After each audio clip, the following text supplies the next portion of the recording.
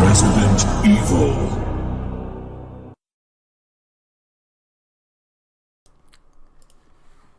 Hello guys, what is up? Survive Kabats here, back again with another episode of Survive Talks. Today is a special day as not only do I have my longtime friend Distant Memories here, but I also have two members from the Crimson Head Elder podcast, George Trevor and the Oracle Dragon, which should be coming in soon, and members from the Infinite Ammo Syndicate podcast, Renegade Operative, Bio Devil Dom, and Immortal Brandel. Everyone introduce yourselves from Crimson Elder to IAS.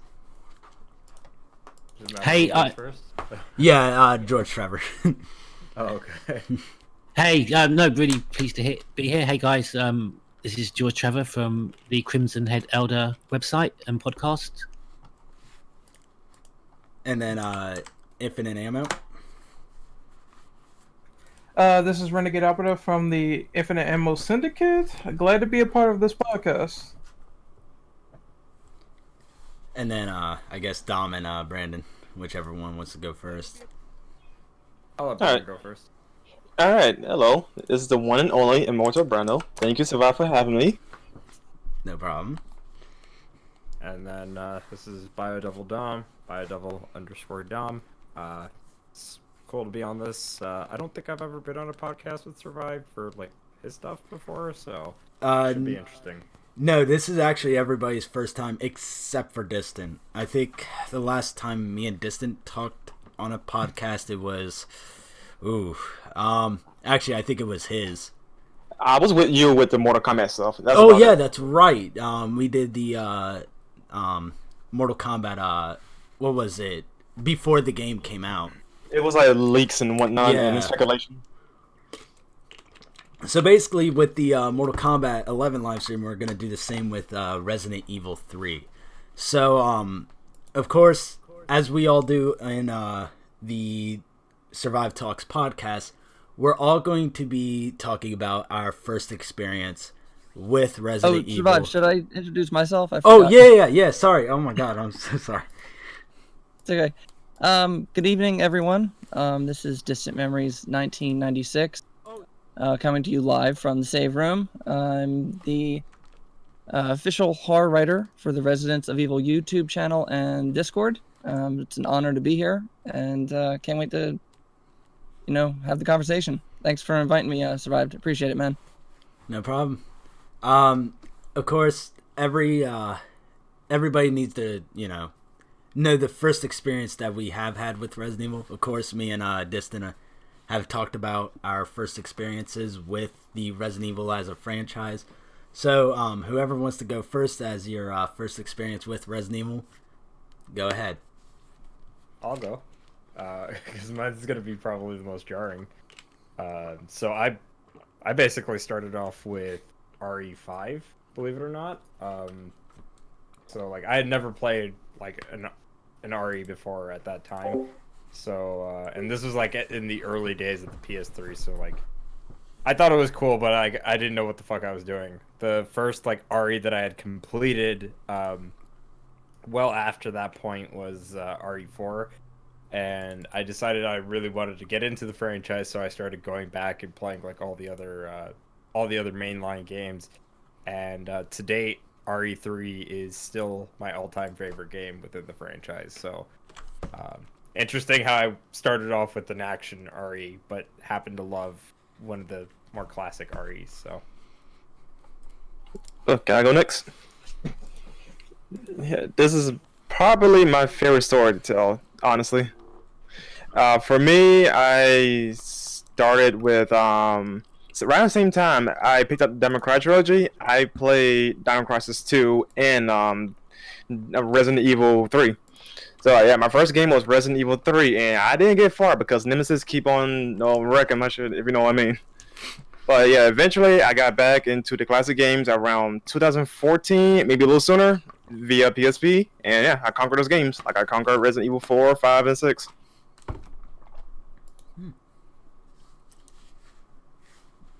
And then Oh, I'm done, by the way.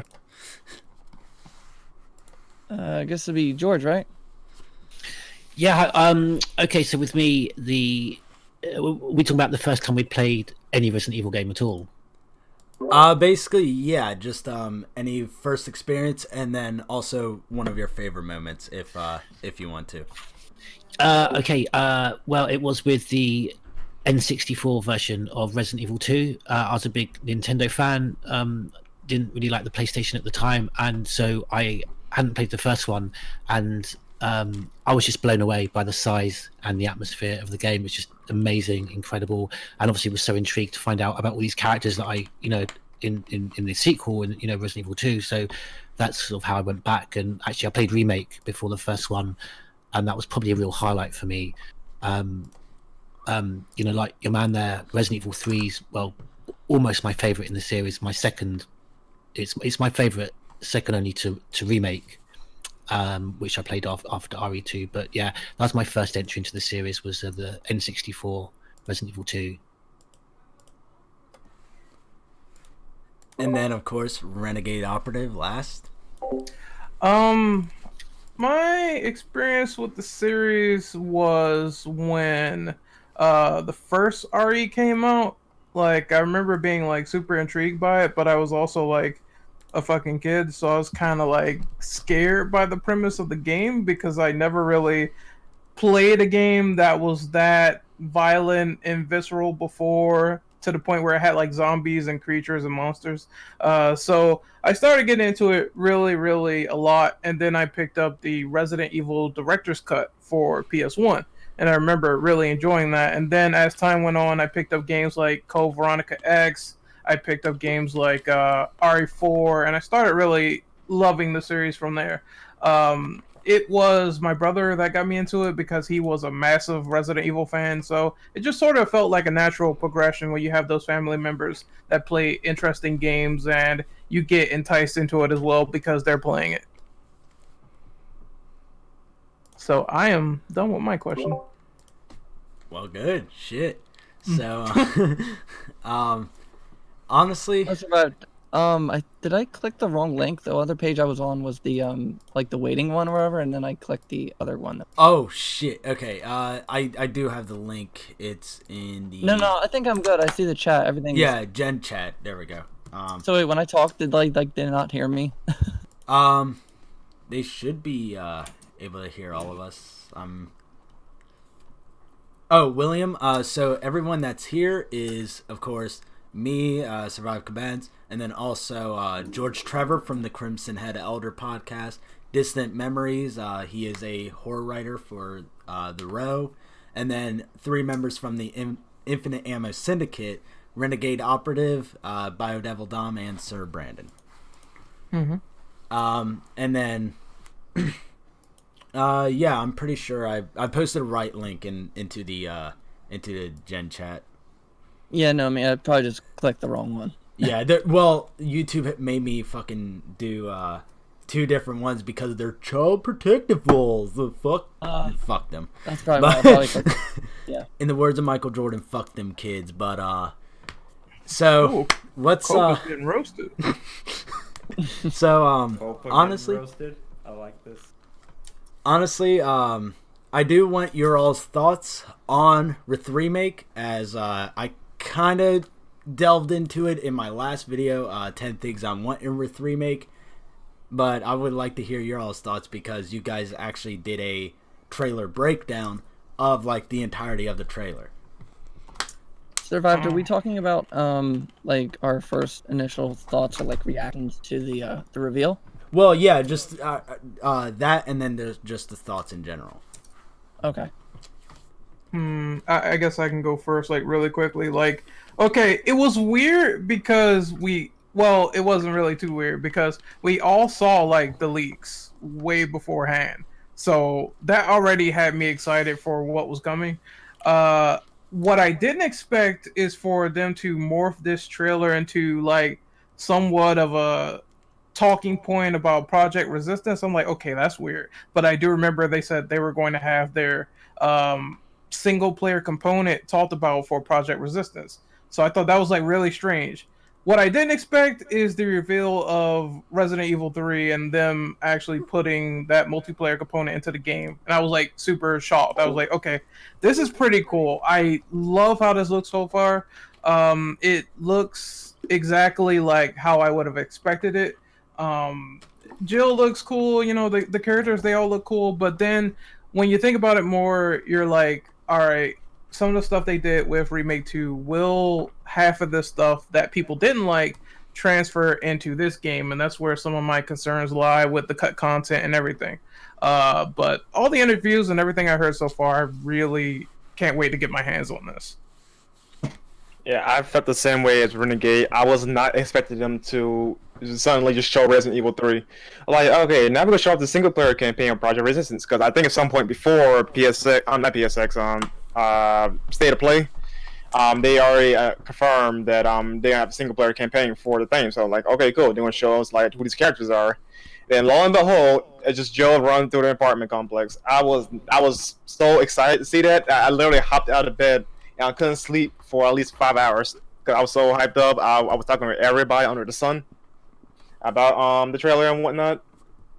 Oh, so it's safe to say that I was just so blown away from the trailer. I was very sleep deprived that day. I'm like, when I knew that they were going to show something at State of Play, I'm like, I'm staying up for this. I had like 3 hours of sleep. I could not miss it. Amen. I was actually on my way to school that day, so like I was able to watch the trailer, but I couldn't do any content until I got back home from school because I think I had my final that day, or I think it was like the day week before I had my final or something like that. But it was like one of my last few classes I had. I saw it. I was really fucking hyped. As I said in our breakdown trailer, I kind of figured out it was going to be RE3 Remake, partially because of the leak and also partially because the cleavage shot that they had in that trailer made it very fucking apparent it was Jill. I'm just going to say that right now. like, I know people were thinking, like, what is this? It's in first person, but it's like, oh, you kind of recognize certain, like, articles of clothing if you've seen like character designs and stuff like that get leaked out, and also too is very reminiscent of the RE2 remake trailer. I thought it was really hyped. I was hyped. Really liked the fact that there was a bit of a callback to the original with like Jill jumping out of her apartment complex and stuff like that. Yeah. Just lots of cool stuff. So, but I don't want to go on rambling on too much. I want everybody else. There's one thing I actually want to know. I wish it was not leaked. Cause can you imagine the excitement we would have knowing that it wasn't coming beforehand? Thanks, Sony. Yeah. Fuck you, Sony. Yeah, I mean, like, I still had those sort of, like, reservations, like, oh, they're not going to reveal it here because it got leaked, so Capcom could be like, well, we don't feel like revealing this right now. We're going to wait and just talk about Project Resistance instead, because the show opened up with them talking about that and not specifically RE3, but that would have been the greatest surprise ever if they decided to say, you know, nothing's been leaked so far, we have this, we're going to put it here and just bait and switch everybody. There's one thing that they kind of gave away was the sound effect for the very beginning, like when you started the show. Oh, They yeah. had, like the confirmed sound from Resident Evil 3. Yeah, and everyone was like, oh, it's definitely going to be here now, so that's why so many people tuned in. Any thoughts, George or Distant? I wasn't saying anything because it's so great to hear the enthusiasm, and I don't want to be the guy that just brings it all down, you know. Yeah, George. Yeah, look, I'm going to definitely look forward to the positives, and you know, I love the fact that we kind of saw, you know, that callback to Jill, you know, bursting out the building, and I loved the first, you know, actually someone who's a huge fan of the third person and the fixed camera angle, and really, I sorry to say I don't particularly enjoy this kind of halfway house where you have the the over the shoulder, which almost kind of blocks the view. I'd much rather have a a more traditional third person view, or just go all out first person. I loved that kind of first person take that we got in Resident Evil 7. So yeah, I loved that bit. I thought that would be a really good take on having it switched to first person for for the times that you're hunted down by Nemesis. But unfortunately, I know Kawata's come out and said that was just like a stylistic choice for the trailer, and also to throw people off the scent. I don't know where I was coming with that, but I actually kind of want to interject there. Yeah. I was actually generally shocked that Kawata of all people was making, or was like partially involved with the development for this game. I absolutely did not like the idea of RE7. I'd even been flown out to Capcom to try it out too, both in VR and behind closed doors. And I still refused to buy that game, just out of principle, for not liking the premise of that game and everything. But can I just quickly ask, more in terms of the narrative or the gameplay mechanics? There's a mix of both. Okay. Gameplay, I can kind of let slide, because it's like, you can still make a good like first person horror game. It's just the problem at that time for me was that it had been overdone by so many like other developers, especially indie developers, thanks to the cancellation of PT. But it's interesting you say that. Mostly from a narrative perspective as well, because they were saying like, oh well, your character isn't supposed to be like a superhero, gets delimbed in like the first few minutes of the game. Like, so it's just stuff like that. And I don't want to turn this into an RE7 rant, but just in that regard, that's kind of why I'm glad they didn't go that route. And it's also surprising to me to see RE3 be made the way that it was by the developer that I've on multiple occasions have said that I did not like what they were doing and how they handled the development of that game. It's really not too surprising, because he used to do some stuff on the original RE3. He was like a level designer on there. Artist. Yeah, he was a background artist. So, but why I say it's surprising is because when you look at his track record is very inconsistent, because he'll make something that's good sometimes and then make something that's divisive or debatably bad or good. Well, he seems I find him quite inconsistent in terms of the direction he wants the series, because there's someone who really wants it to go down the survival horror route. I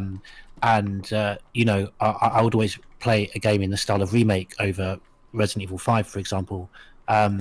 Yeah, he did that. I was kind of surprised, actually, how survival horror, and I was really surprised by the...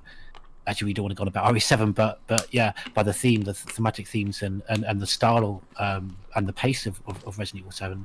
But back to RE3, I think he's already come out and recognised something that I don't necessarily agree with, the fact that he said that Resident Evil 3 is a lot more combat orientated than Resident Evil 2. It certainly has more combat in it, but I think it's just as much a survival horror, just as puzzle orientated and the same pace as RE2. But I think fans, more of the fans that have come to the series with the remake of 2, I think are going to enjoy the more action paced RE3, which I think Kawata's definitely going for. I think that statement. Go ahead. No, go ahead. You can finish.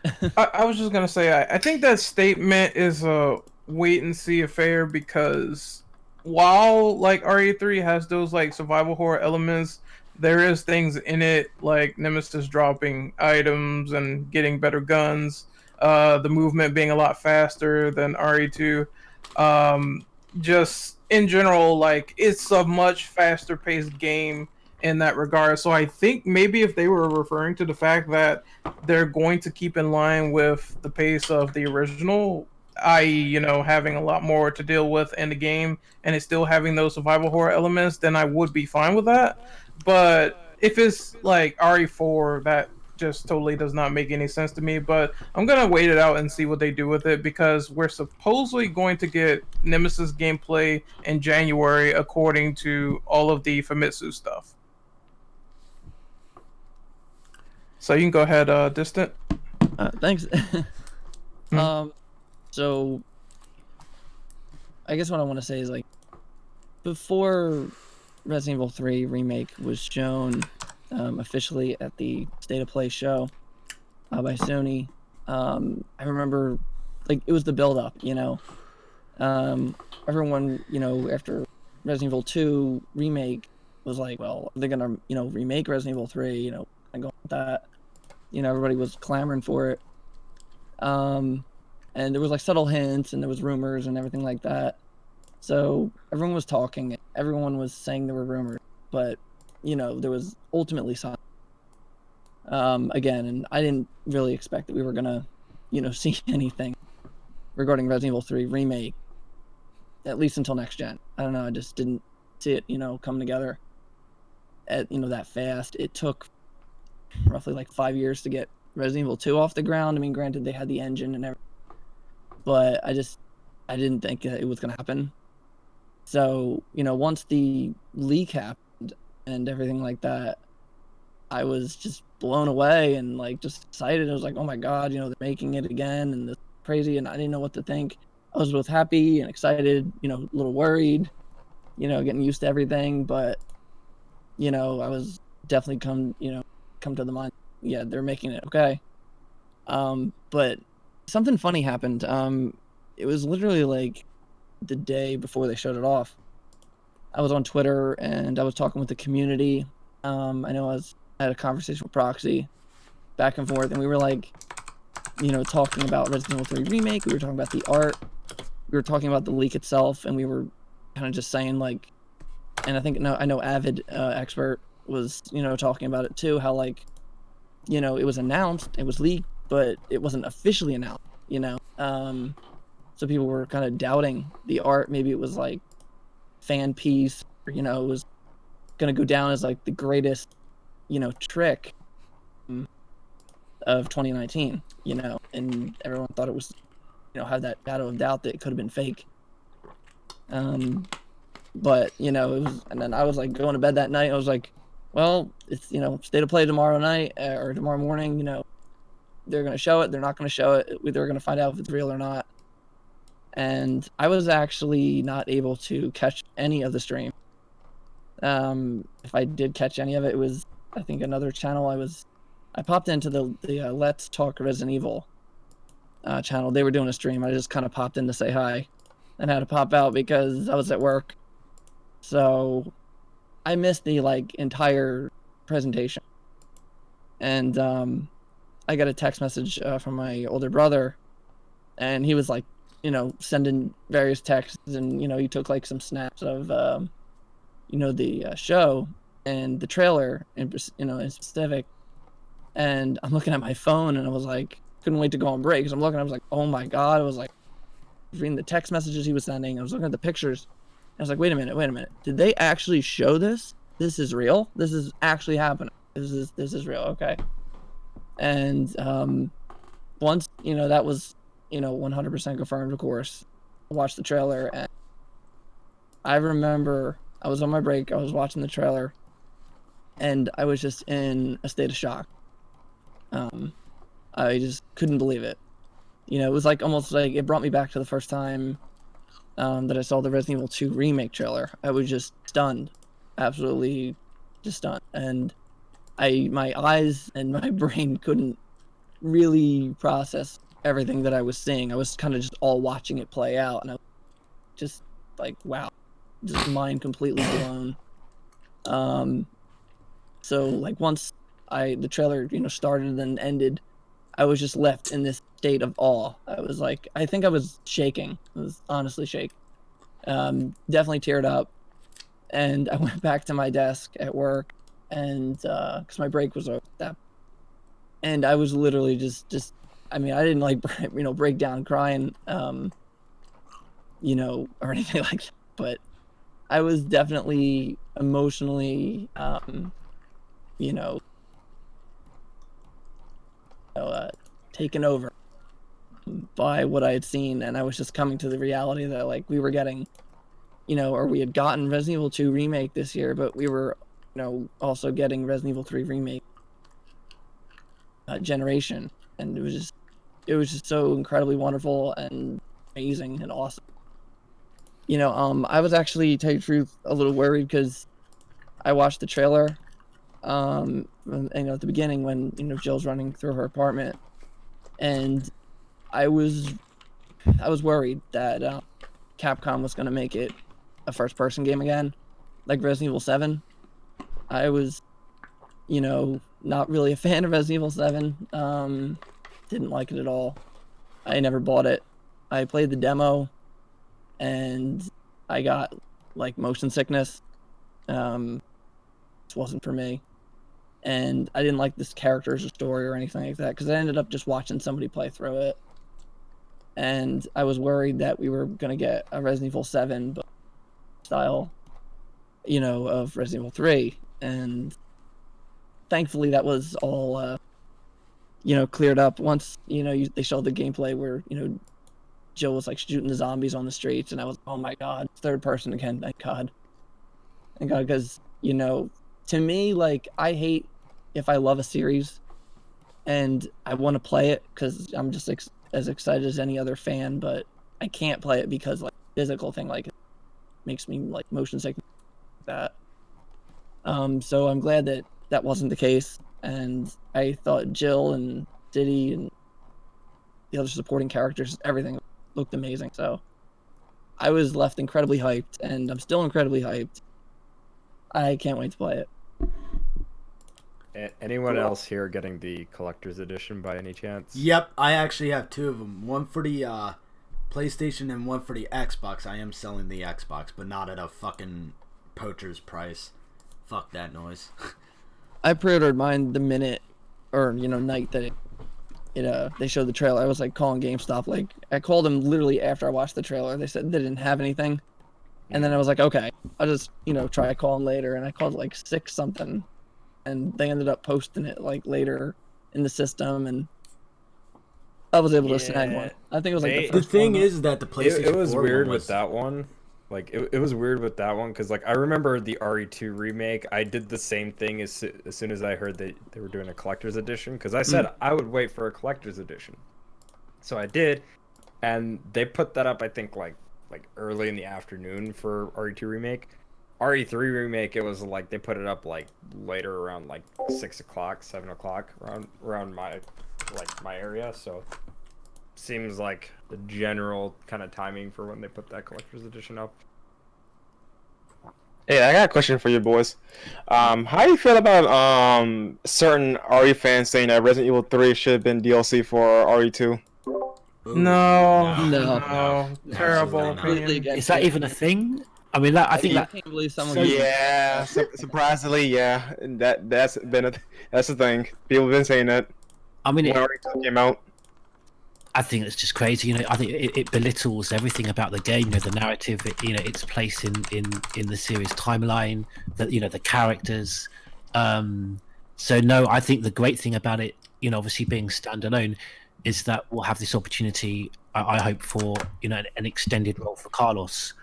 Whereas with 2 we've got the game split between a campaign for Leon and one for Claire. I'm definitely looking forward to some more Carlos time. Well, let me give you something. Give you a little kicker here. A couple of folks on Twitter saying like Resident Evil 3 is not an important game. Nothing important happened in the game. Dude, I actually had to fight someone over Twitter on that. I still have the tweet to this fucking day, and I put it on your all server. And someone said it was 1 too short, and 2 it just was uninteresting. I was like, dude, the speed run for so I posted the speed run for Resident Evil 2, but it was the remake version, and it was like 50 seconds. But then I looked at the original one, and it was like 8 minutes apart from the speed run of Resident Evil 3. I'm like, you're just a fucking idiot. You have no case. So as far as like that's concerned, like I've noticed the thing too. It's like people point out, well, Shinji Mikami said RE3 isn't technically the real RE3. It's Code Veronica. But I've always been the type of person that have said like, yeah, Shinji Mikami may have created this franchise, but there's a lot of things that he says that are kind of dumb, and that's one of those Resident Evil on GameCube. Here's the Sorry, thing about that was a weird ass though. cough. Here's a Damn. weird thing about that though. Resident Evil 3 was originally a spin-off, but due to delays of Resident Evil 4, I believe, it got pushed up to mainline status, which is why it got called Resident Evil 3. So it just is every much a sequel, a threequel to Resident Evil 2. They didn't know the game, so you can't dismiss it just because of reasons A, B, and C. By And the way, wasn't it boys, like- there it is in the fucking gen chat. I posted on my gen chat, like, What of the was it? guy's Something, argument. Oh, I was just gonna say, like, wasn't it like required for them to do a trilogy for PlayStation because that was in the original Yeah, contract? that was also in the contract. They had to do a third game for PlayStation, which is why 3 got bumped up. At least one of the reasons, I believe. Yeah, I don't get that logic because RE3 shows the destruction of Raccoon City and it takes place after RE2. Now, granted, Before and after. yeah, before and after, but I will say, granted, Code Veronica does have like bigger scale moments and some shocking reveals, like the whole Wesker and Chris thing. But I wouldn't say like RE3 is not a proper sequel because it takes place like during the events of like RE2. In the case of Code Veronica, though, that it doesn't have reveal what happened to Raccoon City in the game. Yeah. So saying that 3 is not important is still an asinine argument. like Well, like yeah. Also, I don't mean to cut you all off, but to also kind of go off of that point, I would also say too, RE3 is just a great sequel to RE1 because it continues Jill's story. Like, Agreed. it's you're playing as one of the first two characters from the first game, so it makes sense to continue that story. Just like Code Veronica is a great way to continue Claire's story after the events of 2. Yeah, and if they just jump straight into like Code Veronica and they didn't show what happened to the city of Raccoon, then it would be so confusing. Like, what happened? Did it just get like inhabited by zombies and that's it? Like, what's the deal there? That's what I was about to say too. I was like the thing is that why I love Resident Evil 3 more than 2, even though in the past I've said I've loved Resident Evil 2 more than 3. Playing it back again, no, Resident Evil 3 is my fucking favorite. Just for the fact that like it concludes almost everything. If everything was to end at Resident Evil 3, it would be good. Like, you know what I mean? Like, there, virus gone, bam, no more shit. Even though, yes, you do have Chris that went to Europe, it's like everybody should know at this point what the fuck happens with Umbrella. So, like, honestly, They wrapped everything up pretty nicely. Yeah, they fucking wrapped it up in a bow and then threw it until Code Veronica came out for I believe the Dreamcast, right? Code Veronica Yes. was originally it was actually Gun Survivor 2. Yeah, It I was remember technically that. an arcade spin-off. Then it came onto console. I think it was on the PlayStation via that arcade version. Then they made an official Code Veronica through the Dreamcast, and then they made Code Veronica X for the later iterations. So Yes. it's a little GameCube. confusing. So But yeah, no, dude, He like, survived. mm-hmm. What I don't know who said it. But you were saying how like Resident Evil 3 was like a good way to relate to like Yeah, to wrap the up past the games. series. It kind of Yeah. reminds me. It kind of reminds me of what Sugimura once said about Resident Evil 2 when he was brought on to work on Resident Evil 1.5. In that, like Resident Evil 1.5, while it has like an amazing fan base and people are excited to like play the full version of it one day or anything like that, like Resident Evil 2, kind of like linked the like the first game, like because Claire was like Chris's brother, or sorry, Chris was Claire's brother. So like I think that like Resident Evil 3 again is great because it has that link to the past, like to the past Resident Evil games. Like, you know what I'm saying? Like, it's kind of like what Sugimura said. yeah, I believe the reason why they cut out Elza Walker was because there was no connection to the previous game outside of just files. I thought it was she was the cousin or some or of Forrest, wasn't it? I don't know the exact like. I don't know if it was Elza Walker cousin or was supposed brother to be or like a top like motorcycle racer or something like that originally, which is why she had like the motorcycle gear with all the different logos and stuff. But they changed it to where Claire Redfield had become a thing, where she's related to one of the main characters of the first game. Yeah. So that way there's a closer tie to that, outside of just, like I said, having those notes that kind of allude to what happened in the first game, but don't give you all the context if you hadn't played it. So, yeah. Yeah, okay. From what I know, from was known, the reason why Claire was introduced, is because to have a connection between Resident Evil 1 and Resident Evil 2, which is why Elsa Walker got cut. That's the reason that I'm most well known. If there's any other effect though, I wouldn't know. Yeah. Oh yeah. By the way, I think Oracle is might be coming in possibly. She is online right now, but by the way, I have to go real quickly, but I want us to talk about the things that we want in Remake. Of course, like it could be anything. Like, okay, so my examples is I brought on some stuff that from the 10 things I want from Remake video. Alternate paths, expanded modes, depth in city of characters, references, and the game being survival horror but with action elements. So if you guys just want to talk about it for a second while I have to do some, yeah. Survived. Yep. Did you get the notes that I sent you on Discord? Yes. Yeah, I did. I think it would probably be easier because, like, I mean, this game is huge. There's a lot of stuff going on. Elements. I kind of broke it down in my notes. Okay. It's pretty much what you were saying, but it's like kind of broken down, so at least we can pass that over. like, I'll read it. Yeah. piece. Yeah. Hold up. Give me a second. Okay. Let me copy it and post it into the. There we go. I know it was like 2 parts too. Yeah. I read a lot. Okay. So. Okay, so I'm gonna start this conversation off though for like an Easter egg I would like to see. Now people are saying like we should get like a Dino Crisis remake, right? So let's say if Capcom does announce one or they don't, right? It'd be cool Easter egg again if they actually had the poster in the hospital again that has Dino Crisis remake and the release date, kind of like how they did in original with the original Dino Crisis. Yeah, that would be interesting. Holy cow. Also, too, just to kind of go off of that, because RE3 did have the alternate costume for Regina for Jill, so that'd be pretty cool as a like secret unlock. Mm-hmm. Yeah, which came out first, Dino Crisis or RE3?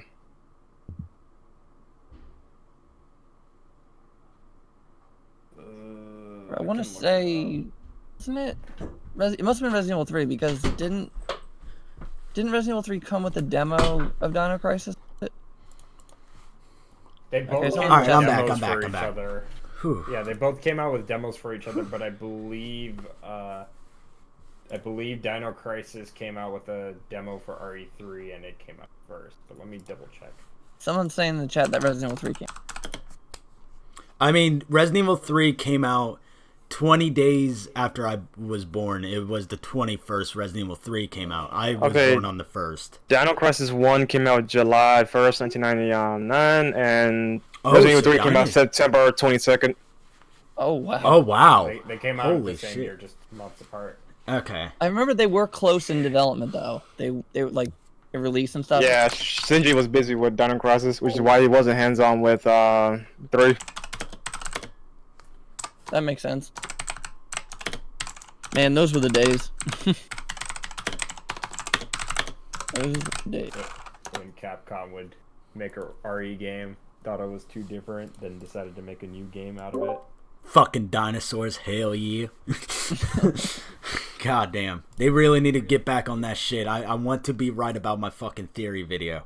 I really do.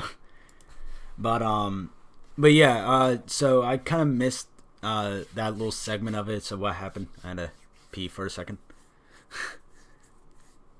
I think we were just talking about like what we like want to see or something. Oh, from okay. Remake. Yeah.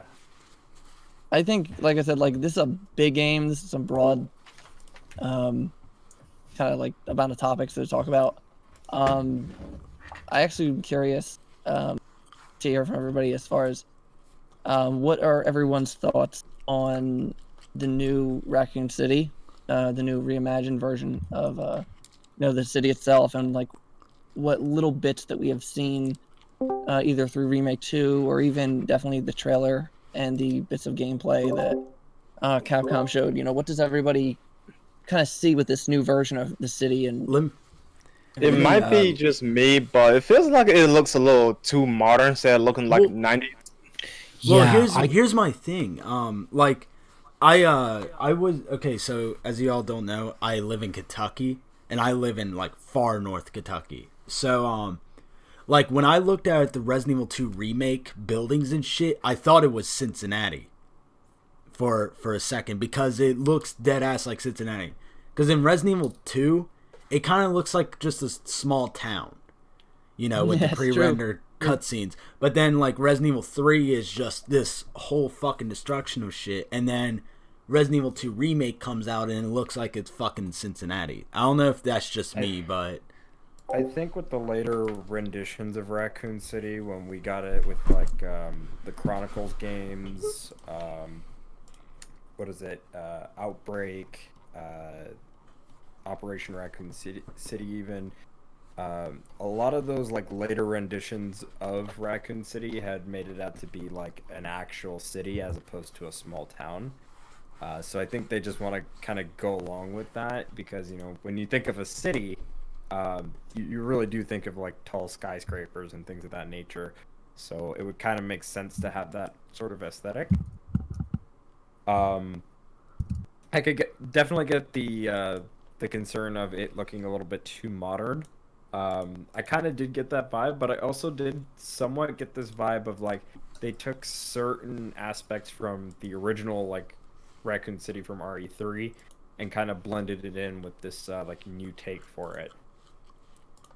I just wish that everything looked more worn down. Like, that's kind of weird. Like, even when you look at the screenshots of RE3, the cable car looks way too clean for its own good. Like, in the original, that thing was busted up. So it's kind of weird how like some of these things that they need to fix looks like it's perfectly fine. So I didn't get that at all. I'm really looking forward to the realization of Raccoon City on this next gen consoles. And one thing I know they probably won't do is I've always wanted to have kind of an open world exploration of Raccoon City. I just think that would be like sort of a Grand Theft Auto version of Raccoon City. But I think just the neon and the fire and just the complete catastrophe everywhere is going to be fantastic. And I know that is a really good way that they're going to be able to retell this story, with the technical abilities that we now have. But I definitely agree with the point about certain things looking far too modern. I mean, I really enjoyed the hospital section from the original, and again, seeing Carlos in the hospital, I hope that's something they go for, an extended version of that. But to see the hospital in the cutscene, it was very characterless. I think they may be making a lot of the same mistakes that they did with Operation Raccoon City, where I think they're too almost kind of swayed and focused on how good these things can look, and actually far less on the kind of getting the atmosphere of these buildings right, and which I think they did perfectly with Outbreak. So I am a bit worried from that aspect how things like the hospital are going to look. By the way, guys, the Oracle Dragon has joined the chat. If you want to talk for a second, you can. Hello, everyone.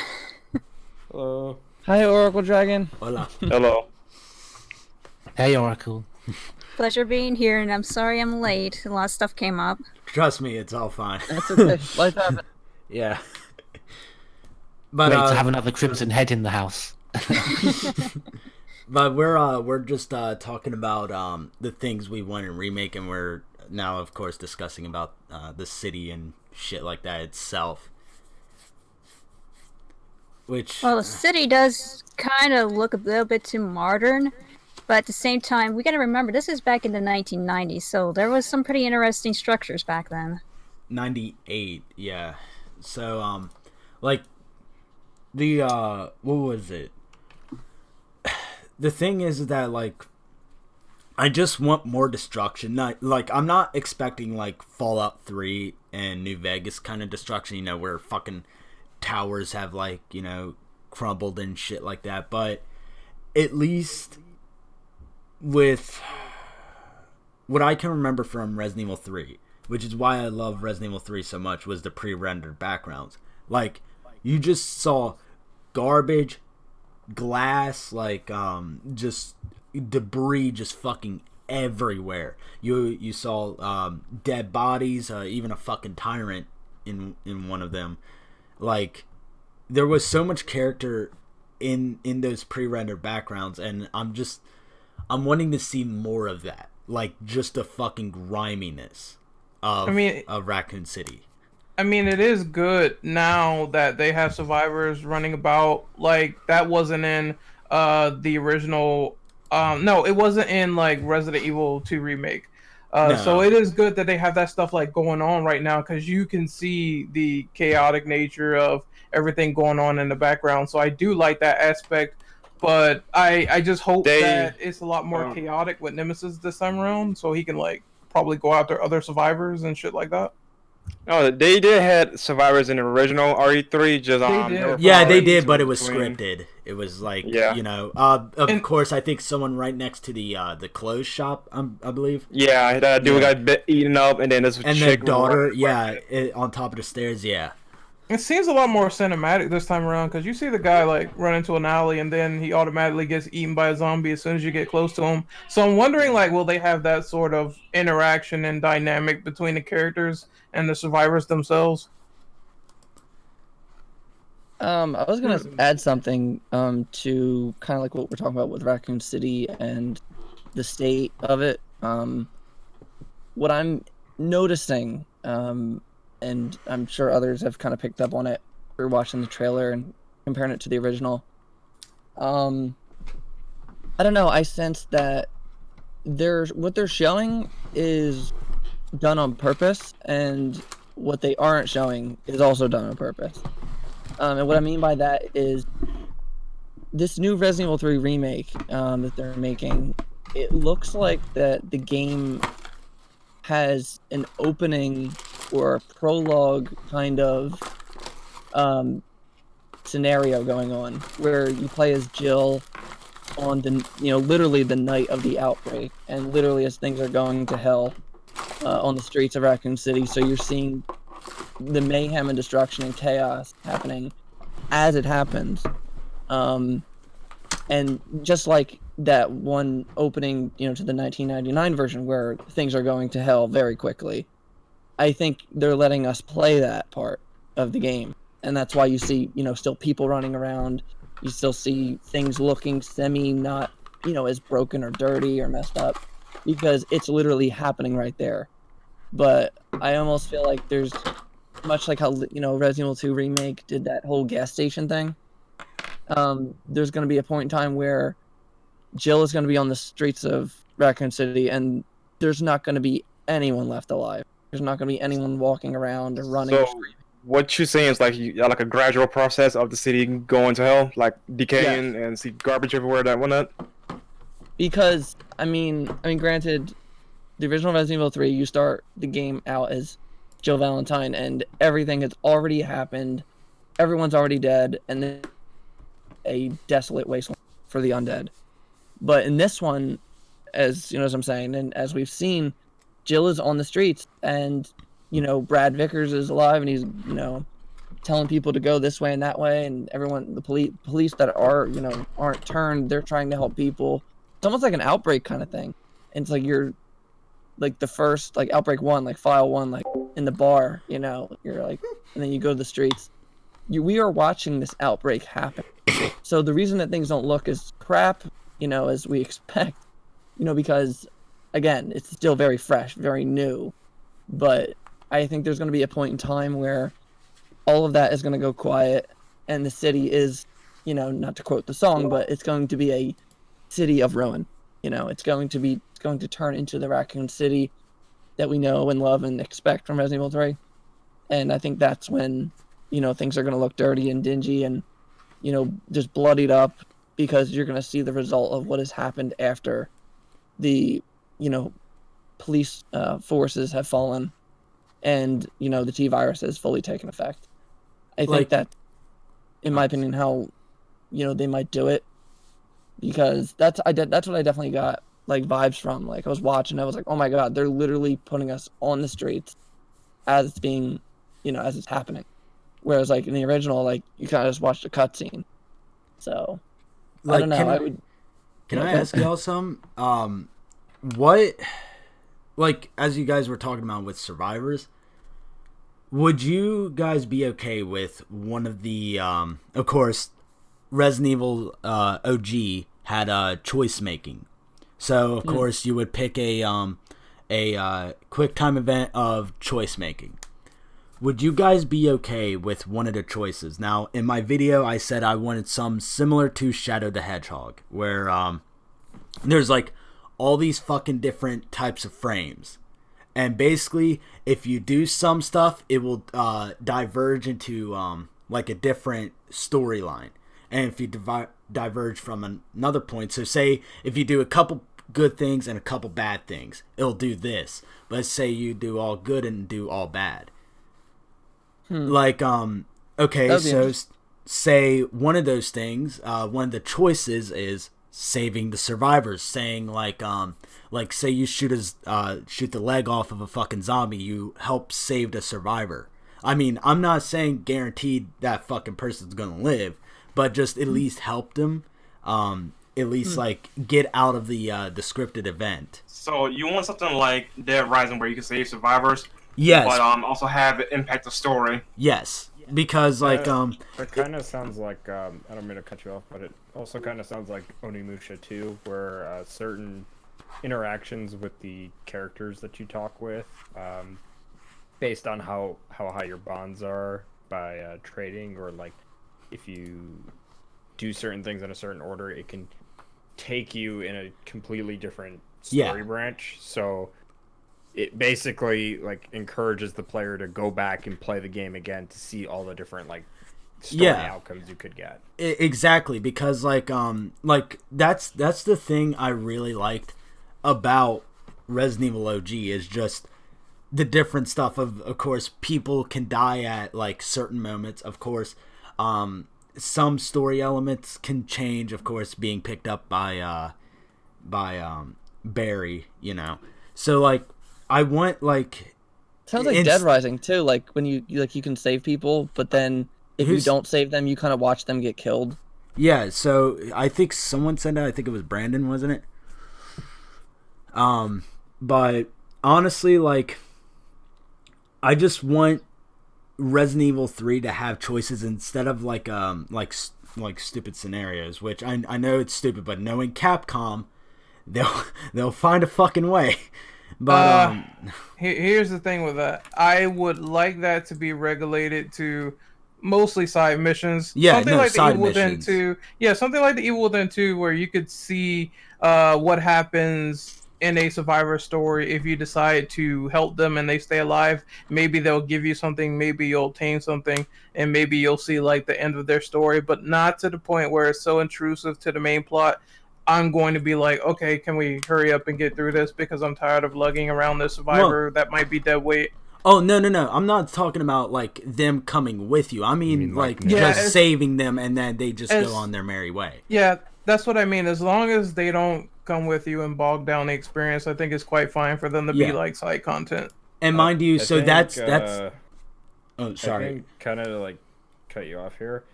I don't necessarily know if I would want it for survivors, because like Ren said, it's kind of that issue of, well, if you give it to survivors, it might boil down to, oh well, you're gonna have to see that whole side quest and carry them around like deadweight as if they were Nero from DMC5.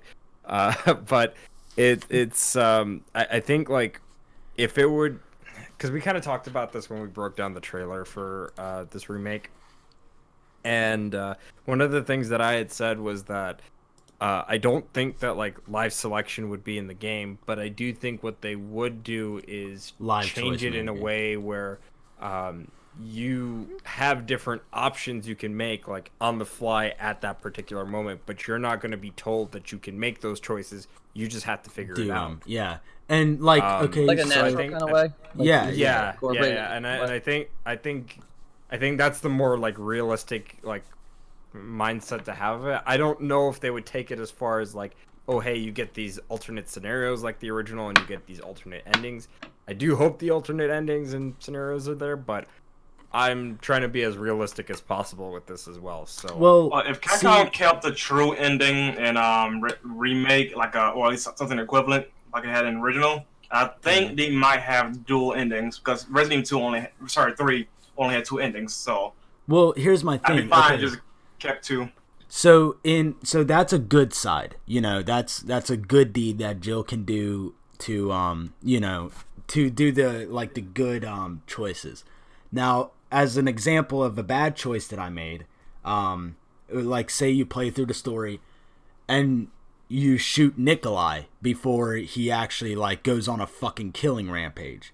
Like, mind you, this shit can be non-canonical. There can be one canonical storyline. That's why I want the Shadow the Hedgehog. Paradox. Yeah, the Shadow the Hedgehog kind of thing. So you can see, like, all the different types of scenarios based on your fucking choices. But, like, say you kill Nikolai before he does any of this shit. So it'll change the ending, but it won't be, like, as drastic as, like, holy fucking shit, like this, or like, oh, Jill dies in the fucking explosion type shit. Like, she'll go out, but like Resident Evil 1, like, you won't come out with a few survivors because you didn't do the computer shit. There's one problem with that though. Like, if they stay true to what happened when Nikolai goes rogue, start killing people, how those people gonna die? Like, Yeah, wouldn't the like remaining UBCS members still be lingering around, and the chopper would still be there? I mean, honestly, like, I feel like Depends- it's If you're always be saying, relegated to like citizens. now, if you propose a scenario where like they die off a different way, if you do action A, B, or C, then yeah, that could work though. But question is though, like, would that be worthy of development time as well? Like, the idea sounds cool though, but Yeah, same I time, know. like, Trevor and Oracle, what's your all's thoughts on it?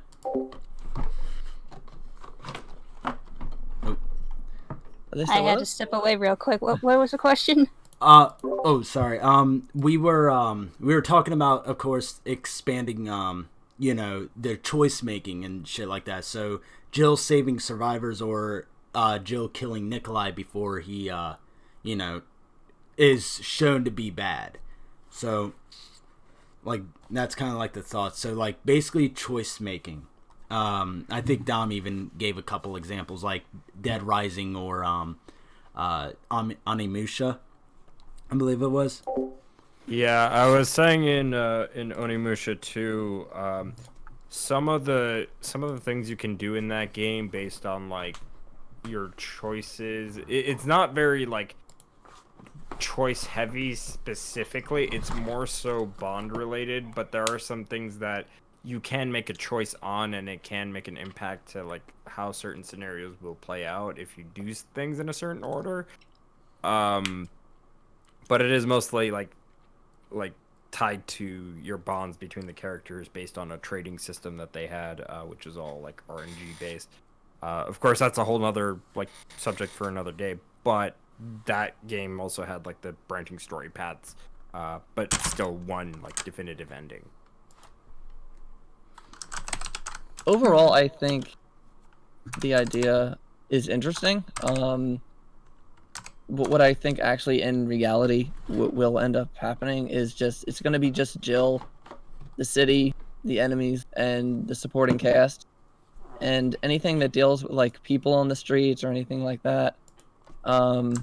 It's just going to be relegated to like just not like cannon fodder, like, you know what I mean? Like, you won't be able to do anything or interact with them. They'll just be kind of like NPCs in the background that are like part of a scripted event or Yeah, I think it's gonna cutscene. be. They're kind of just there for atmosphere. Yeah, it's probably gonna be Remember that like. outbreak sort of thing.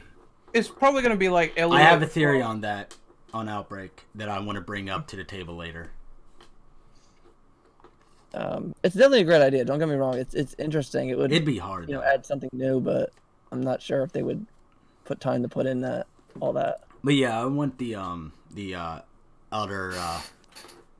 elders to talk about it. So Oracle, you definitely do have the floor. Well, personally, I really wish they do have the branching paths, because with Nikolai living at the end, it kind of gives Carlos a purpose later in life, if they ever bring him back, to hunt down Nikolai for what he did. Because some people have talked to me about that, how they really wish Carlos would come back just for a reason. Because he would have one through Nikolai's actions and his betrayal, and how he's killed several other people just because he wanted to, and had to do it. Sound idea. Trevor? Anybody else hearing ringing? It's just Ren. I just heard it, but I was gonna say, kind of to go off of that point. I've always said that like it would kind of make sense to bring, because they said this for Revelations 2, that they want to focus on like the Revelations series, and they referred to it as that at that time. They want to bring back like characters we hadn't seen in a while, and I'd always said that they should make Carlos a BSAA member, because that would actually kind of make sense, like post RE3. Interesting you said Revelations, because I actually in Revelations 2, I don't know if anyone remembers, but and I'm not saying there was like crazy, you know, design changes and, you know, with the choices or anything like that, but Revelations 2 in specifically did have almost like a Resident Evil 3 like option. It was at the end when Claire and Moira were fighting the boss. It was an option where Moira, like, you could either, like, Claire could grab the gun, or you could let Moira grab the gun and, like, face her fear of guns. That was probably one of the best parts about that game, because in context it makes sense. Because if she doesn't face her fears, then, you know, later down the line that could come in and bite her in the ass, which it does if Claire picks up the gun. Yeah, I think that's how you get, like, the bad ending or something. Yes, and that happens in episode 3. So Right, and you that said, like, influenced the ending. That's, like, kind of an example of, you know, even, like, in a previous game, kind of somewhat incorporating something of, like, a quick time selection. So I could see Resident Evil 3 Remake doing something similar. Actually, I'm glad you say that too, actually, because you know what Revelations 2 had that Remake 2 didn't have? The Zappa system. Whatever actions that Claire did will affect Barry's arm end. That doesn't happen in Remake 2. Yeah, there was a time dynamic in that game, for sure, because one happened kind of in the past, and One happened like, afterwards. Yeah. It took a little time to get used to that. I was like, wait a minute, okay, so what's going on? And I had to, you know, kind of piece that together, but I think that also applied to like the weapon parts, because like there were certain weapons that you couldn't get as Claire and Moira, but you could as Barry and Natalia. And depending on certain actions, depending on what weapon parts, you could actually unintentionally destroy it, or you could save it for Barry. Yep. Well, no, that game is criminally underrated. It's Amen, brother. Great game. I think both Revelations are like Revelations 1. I really love the story for, but the it's a gameplay sleeper for hit, 2 that one. is so much better. not Carlos, sorry. I was looking at chat. Distant. You brought up some about references to the future games, right? Mm-hmm. I thought I was gonna get a lot of shit with what I said in my top 10 remakes video, but I fucking said I enjoyed that video. I thought there was a lot of points there. Well, the thing is that I said I wanted references from Operation Raccoon City on the game, or in at least Resident Evil 3 Remake, and as I said, because of course one of the members from IAS got really triggered because ORC bad, but Cough cough, Re can't get over RE6. Cough, cough. But what I'm saying is that, you know, we don't need, or I'm not saying Jill has to meet Wolfpack or the fucking other you know, soldiers, But what I am saying is that maybe a little hint that, you know, Wolfpack was a thing. You know, not to the extent of, you know, fucking cloaking and shit, but you know, Yeah, that's just like Metal Gear. yeah, just at them as a concept. I kind of want that to be canon. I like the characters, like specifically the Umbrella characters. I did not They get were a cool. chance to play the Spec Ops characters at all, outside of the free DLC that they had. But I thought they were like all pretty cool, and I wouldn't mind seeing them come back for like just a canon game that has better storytelling, obviously, Yeah. and better gameplay. That's why I would want a reference though. Also, too, like I wouldn't mind if like they, because I've been saying this for a while too. Like they should make a fully fledged Mercenaries game and just bring in all the characters as like for like gradual updates with other maps being put in and enemy types and stuff like that, just to have that. Because I know for a fact there are people out there that would kill to just play a standalone Mercenaries title. That's Everybody on a keeps console. asking for it. I don't know if you guys discussed this because I had to go make my kids some dinner. You're good. You were talking about Wolfpack, and you know, we were lucky enough to interview Andrew Santos, the producer of Operation Raccoon City, and one thing that really got me, he was talking about the amount of dedication and backstory and biography they put into those characters, and they were always destined, that they were hoped to play a much bigger part in a sequel that Slant 6 had planned, you know, if things hadn't gone south the way they did for them. So yeah, just the different abilities that they gave them, and you know, the way that those abilities could be offset in the gameplay and could interact with each other. That was definitely a highlight of Operation Raccoon City, absolutely. And you know, such a shame that, you know, with the demise of that game, we probably aren't going to see those characters again. And this is the one thing problem I've had with Resident Evil is constantly, you know, bringing these characters into the narrative, you know, even going back to Alex Wesker, and then just, you know, killing them off, or we, you know, just never see them again. And then, you know, as with RE7, we just start again with a whole new cast of characters. So yeah. Well, here's my thing though. Like, the reason why I don't really enjoy Resident Evil 4 through 6. Now, I like 5, but I don't like 6. That's, you know, that's just my deal. And oh my fucking god, Brandon. I cannot show that on YouTube. You fuck. But what was it? You know, I the reason why I like Operation Raccoon City is because I know for a fact that is a that is a spin-off, you know. But the thing is that, like, you know, it would be cool if at least some of those characters were canon. You know what I mean? It's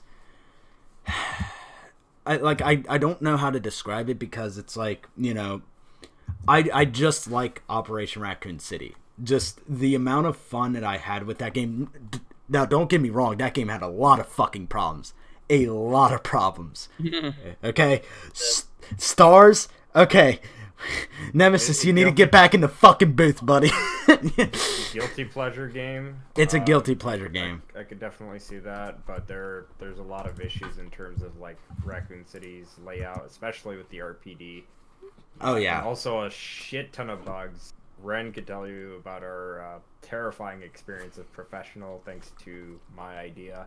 And one of these days, I will fucking get all the fucking PS3 DLC for Spec Ops just so we could go through it on Professional. I will literally buy a That PS3. again, I would break that game in half. Okay, then Dom, I will play that game with you. Fine, I'll fucking play it with you if I get a PS3 soon. Yeah, like, I'm just saying, like, I'm not gonna pay for that game again, but I will pay for the DLC if it goes on sale again. It's a shame that game went the route that it did, and it kind of ended up fizzling out the way it did, and just everything that it turned out to be. In the end, it had a lot of potential, it had a lot of promise, and I think it could have been a really great, even like a what-if side game. Like, it really could have been as great as those cutscenes that they made for it. It really could have been a great game, but a shame. Yeah, I only wanted references to the game. Like, I'm not saying I want to fucking see those characters in the game. No, that's not what I'm saying. I'm saying I love Easter just eggs and want references. So that'd be cool. maybe a voice clip, maybe a note. Like if the voice actor for Vector was to come back, like, holy shit, dude, that would be just fucking mind blowing. But I'm being realistic here. I don't think that's gonna happen. Now, what I do think is gonna happen is shift for Outbreak. Like maybe. You want to know why I think we got Resistance? Because I feel like they were waiting until Resident Evil 3 came out. So Resident Evil 3 would, of course, show everything, you know, that's explored. Of course, the graveyard, the gas station, all that shit. They're doing Resistance because, of course, they want to test the waters for Outbreak. See if people actually, you know, cooperate together. Because...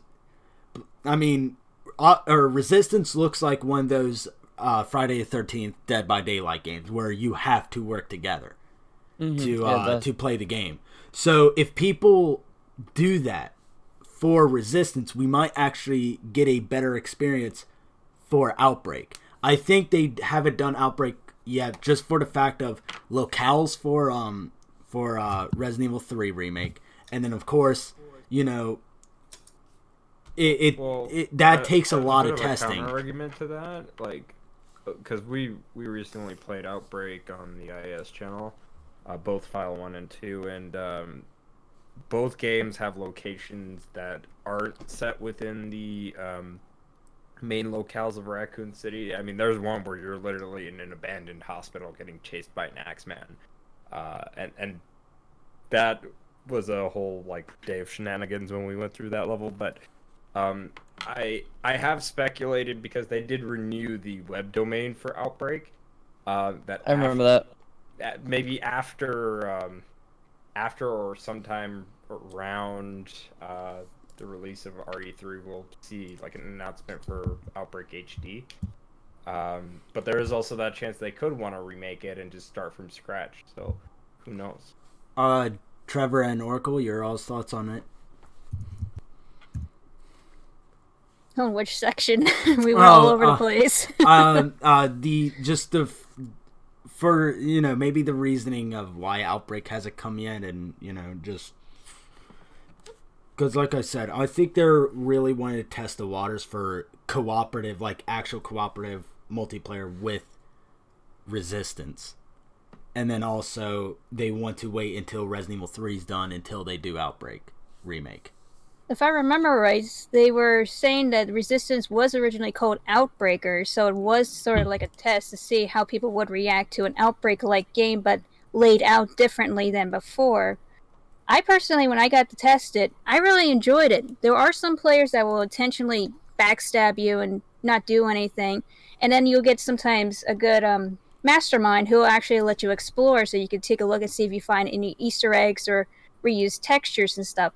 But all in all, it does play out pretty fun. But if this is the path that the Outbreak's going to end up being like, I really hope it doesn't. Because the original Outbreaks, you get to choose what you want to do. You can run around and all that stuff and fight off the infected. But eventually, you do have to come back together to find the keys to progress to the ending. Residents of Evil, they have some good times playing Outbreak, without a doubt.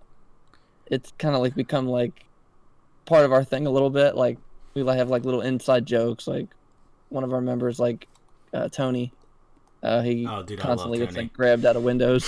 Yeah, dude, I fucking love Tony.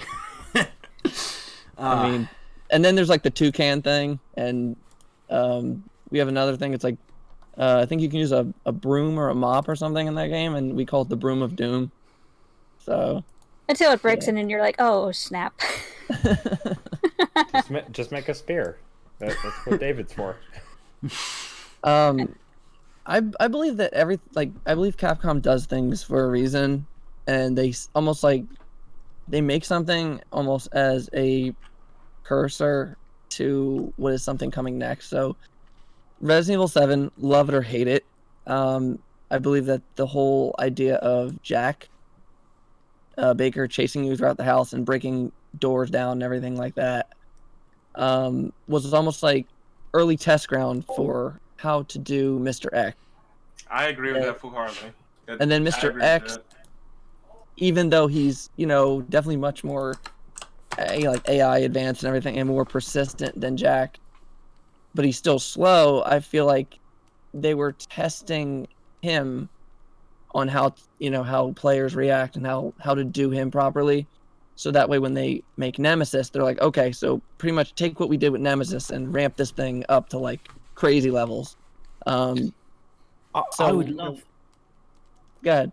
No, sorry, I was listening to what you're saying. No, I would just love if they took that aspect from RE7 and with Nemesis hunting you down. But what worries me is as with RE7, just because of the location and the way that game was planned, you were able to hide in the shadows in it, and it was extremely tense. And I felt far more tension and fear when I was playing RE7 than when I played the remake of RE2.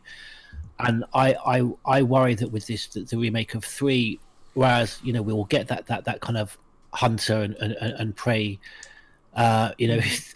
mechanic between Jill and Nemesis. I don't know how it's gonna play out with the actual scenario and the way that the streets are going to be designed, and whether you're just simply going to be that kind of first person. Well, that won't be in first person, that just constant running, or whether you are going to have that, really serious, intense and frightening, hiding in the shadows and but with that comes that much slower pace, which I just don't think they're going for with RE3. Yeah, I'm not sure how they're going to tackle Nemesis. I thought that many times playing Resident Evil 2 going, I mean, for one, I thought the remake of Resident Evil 2 was incredible. It's not perfect. It has its, remake too. Things I'm not crazy about, but for the most part, I thought they absolutely nailed it, and it's definitely one of my highlights of this year. And I do love the game. And as though, even though Mr. X doesn't move as fast, or he isn't like as like you're talking about, like as far as Jack Baker, I was genuinely terrified playing Resident Evil 2, and genuinely scared. Kind of wondering where he's going to pop up next. And especially when playing with headphones, the game has like really incredible sound. You'd hear a lot of things in the background. You hear zombies, kind of making noises. And then you would always hear the pounding, the like thundering of his feet, around the department. And I didn't know where he was. Sometimes he sounded close. Sometimes he sounded, far away. And he would always pop up right when I wouldn't need him. Like I'd be like doing like, the, famous moment he always gets people is in the library.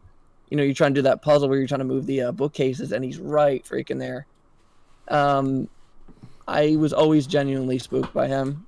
And messing around with him is funny, like, with the whole save room thing. It's like kind of like, you're popping in and out, he's right there. And but again, I thought that Mr. X was handled very well. But playing it, I kind of wondered how they were going to tackle, Nemesis. I'm like, God, I mean, this guy is terrifying, but like Nemesis is a lot more vigilant. He's a lot more merciless. He doesn't care. He can run fast. Resident Evil 3, he like runs. Oh, hell yeah. Holy shit. Drop my mic. The thing is, though, I'm glad you mentioned how I have fast he runs. I wonder how they're going to implement him in the city, because the thing with Mr. X is that he teleports whenever an area is not loaded in. So let's say he's downstairs, like the next door he walks in, he could be literally a floor below you, or literally a door right next to you. So like, how they going to implement that when Nemesis is roaming around the area? So like, is he going to teleport to an area near you, or he's going to stay the way over there and leave me alone? That is a good question. Or he gonna sniff me out with that big ass nose of his and come after me. God damn it! Please do not get me started on that fucking nose. I've already discussed my distaste for that goddamn nose. I honestly don't mind it, man. I was trying to make it getting our asses beat. Dude, look, he's ugly, okay? The nose adds on to it. I was trying to make a redesign of Nemesis with a nose, but not where it's fucked up like that. Like, we're trying to make him look more human. Stop complaining. Okay, look, I actually do agree with that, though. Look, I get the realism thing, but like, I think Dom or Brandon, it was either one of you two when we were talking, of course, on your all's server. Yeah, I think one of you guys brought up, like, when it comes to Code Veronica and shit like that, there's gonna need to be at least a little bit of fantasy shit, you know? Like, Yeah, because you have a chick that literally sprays her blood everywhere and sets it on fire. Like, what the fuck? Yeah, so, I mean, that's like, how my redesign of Nemesis would be is that there was the head, there's, of course, like, just this big-ass gash that is loosely held together by the fucking staples in his eyes. And then on his mouth, on the top you would see the nose hole, like the, you know, of course. The nostrils. Yeah, the nostrils.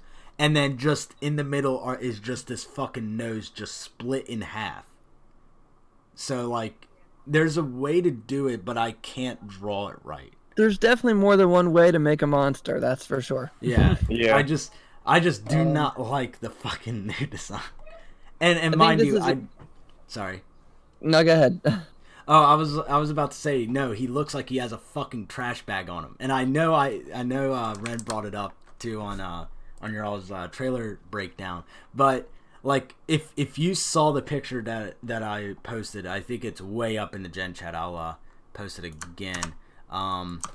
He literally looks like he's wearing a fucking trash bag, like, just over everything. And I like the leather suit. Here's what I think. I think the lower half of Nemesis is mostly the same. He's wearing like the bottom of the trench coat and everything else, but the upper half is the limiter that they put on him to restrain his mutations, and it seems like they stapled together wire to keep it all together.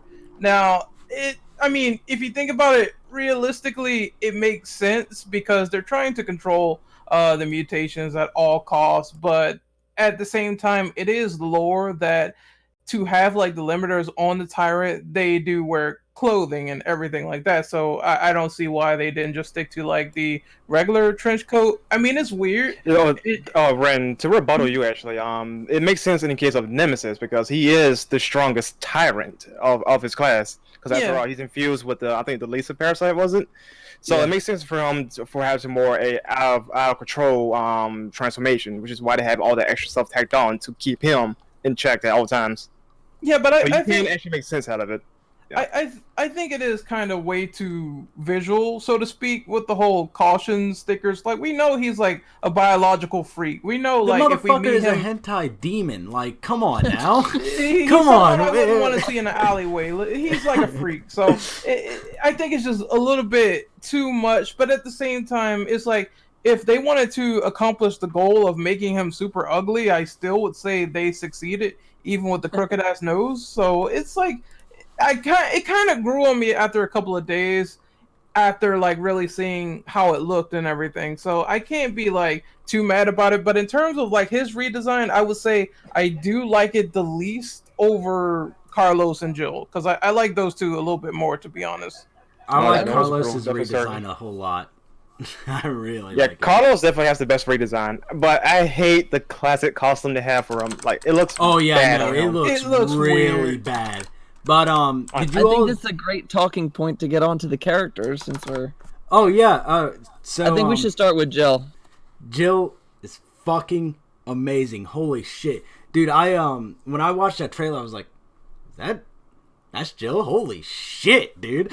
So if you guys don't know, I actually did a redesign of Jill like way back. Let me try to find it right now. Okay. So this is the redesign of Jill that I did. So, like, it looks almost fucking the same.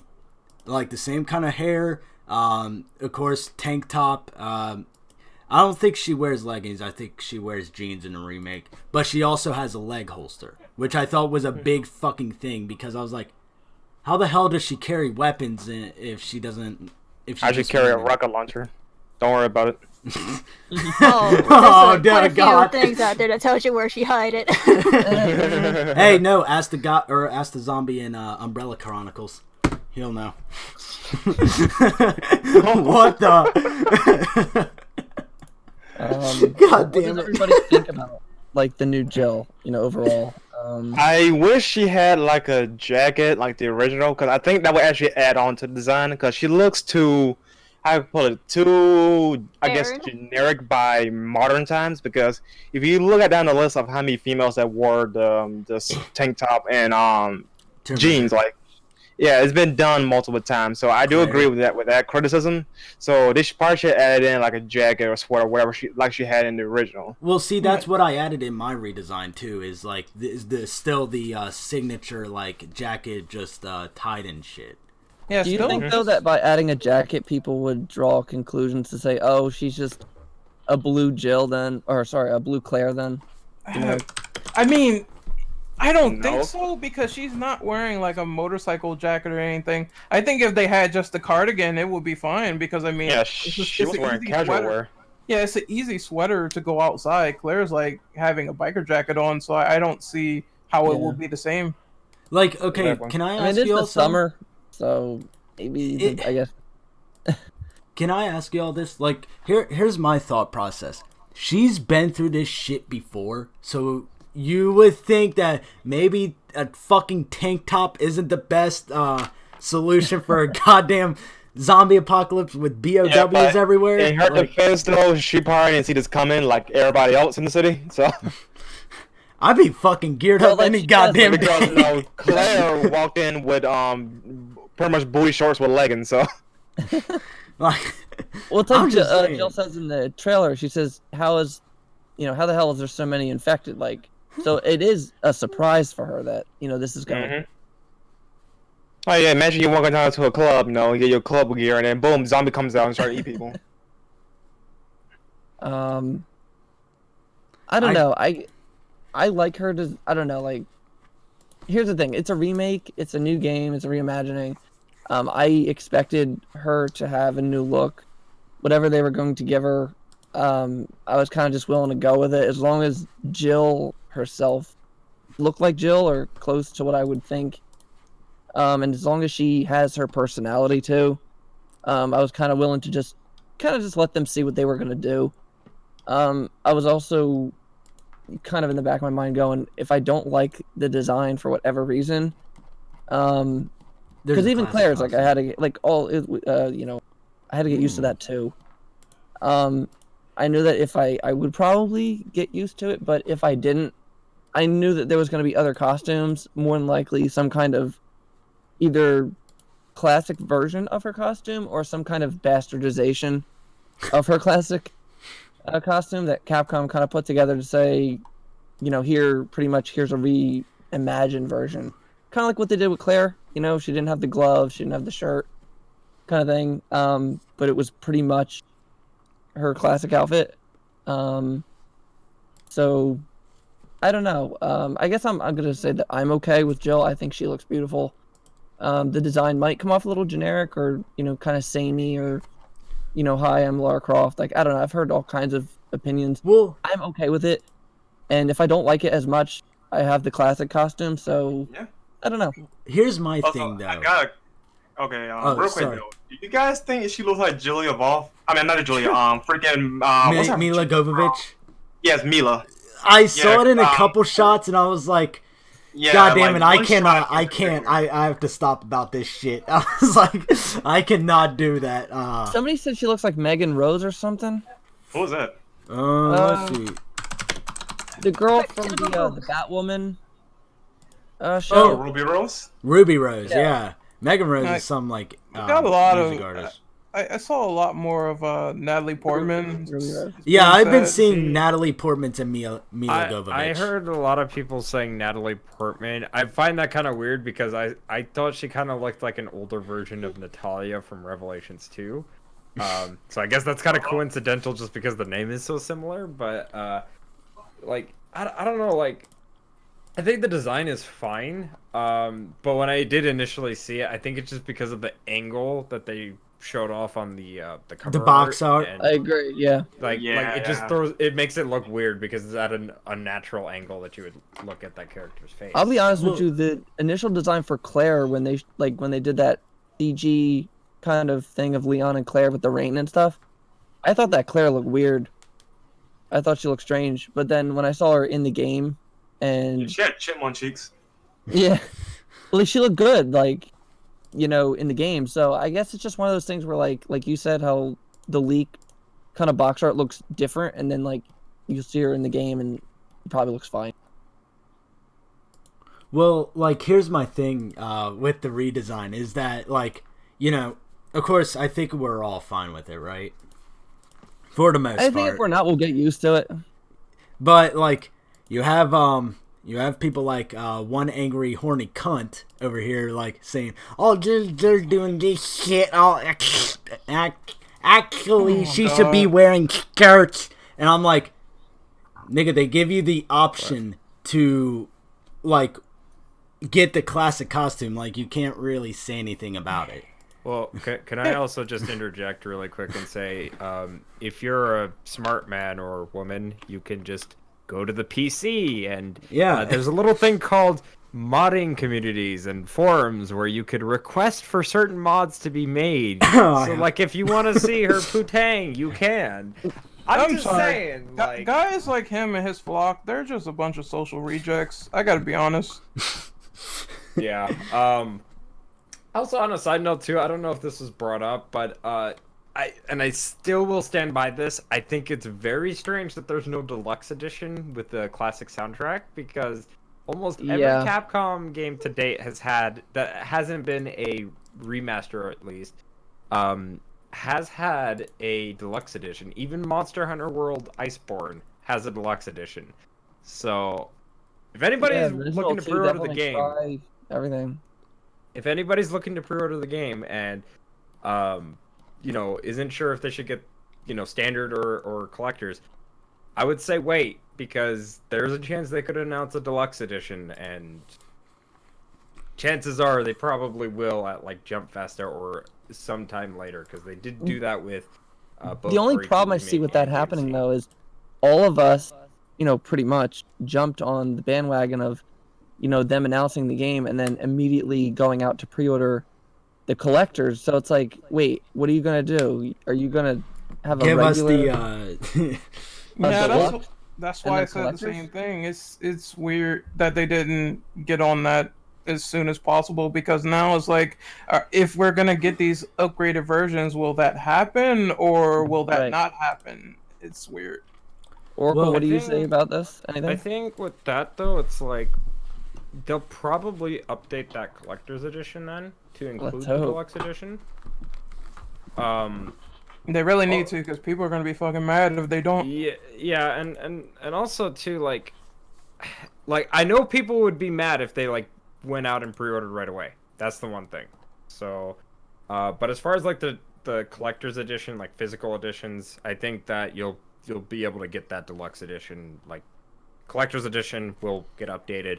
People who pre-ordered standard edition, if they want to get deluxe edition, they could just upgrade their pre-order.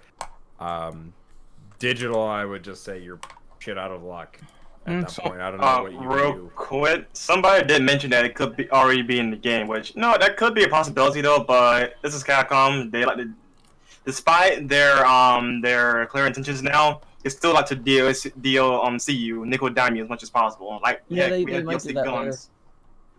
So, like, it's a possibility that it's still going to be DLC, just maybe later. But let's hope it still is in the game by default. If it's unlockables, then I can't complain by that point. But we'll see what happens. I was surprised that, like, Resident Evil 2 had so many costumes, and then, like, you know what I mean? Like, like you said, you pre-ordered the game, or, like, the deluxe edition, they're like, get all these costumes. I was so excited, especially when I saw the Elza Walker costume. But this is like, you just kind of get the game and you get the classic, and that's it. And I'm like, I'm really hoping that there's some extra costumes here, guys. Like, like, the extra costumes actually made me want to play Resident Evil 2 multiple times, because I could just pick different costumes. So I hope that is a thing. I have a theory about that, but I'm not gonna say it yet. I kind of want to add on to that point too, because that was, to my knowledge, it was the first time you could use Chris's Samurai Edge in a game. Jill and Wesker's you could in the past. That was nothing necessarily new. The only thing that was kind of off about Jill's was timeline-wise, it was her Revelations 1 iteration of the Samurai Edge, not her RE3 / RE1 iteration. But that was, to me, that was really cool because like I've always wanted to see like Chris's Samurai Edge in a game and be able to use it. So I thought it was kind of interesting how you could be Claire, Redfield, and use her brother's gun. mm-hmm. I was like, I don't know, the symbolism there of like, even though Chris isn't with her, the fact that you could kind of take a piece of Chris, kind of like as a memento, as she's like going through that horror and the nightmare, in the Raccoon City. I thought that was like actually a really nice touch, even though it was a bonus weapon. Again, just the idea of it, I thought that was really nice. I think that you can kind of view that as like a bit of a callback to what is it, Chronicles? I think it was Dark Side Chronicles, where she throws the knife and the knife is actually Chris's knife. So yeah. Is Oracle still with us? Yes. They're in the background. I am just listening. I'm like okay. lurking around. I just want to make sure everybody's, Yeah. So y'all have any thoughts on dropped it? out. Uh-oh. So is there anything anyone wants to add about Jill? Nope. Take off those pants. On to Carlos. Play fucking Umbrella Chronicles, dude. There is one thing I will say about Jill as far as alt costumes go.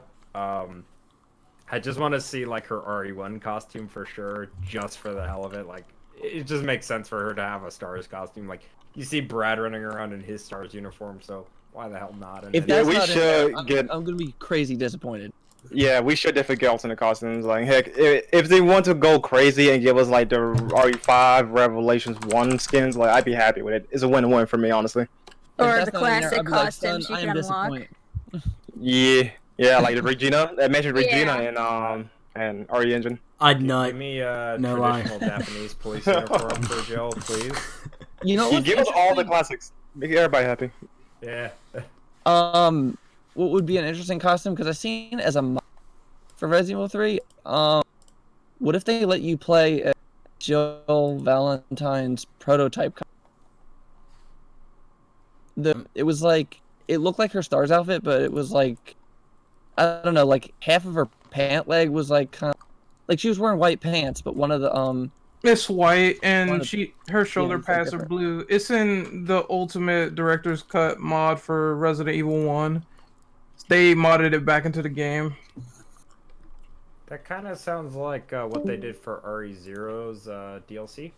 Mm-hmm. RE0 had this thing where, like, at least for the HD remaster, they put more effort into that remaster as far as, like, DLC content, which kind of makes me mad about Remake HD, because I feel like that game deserved a little bit extra content, too.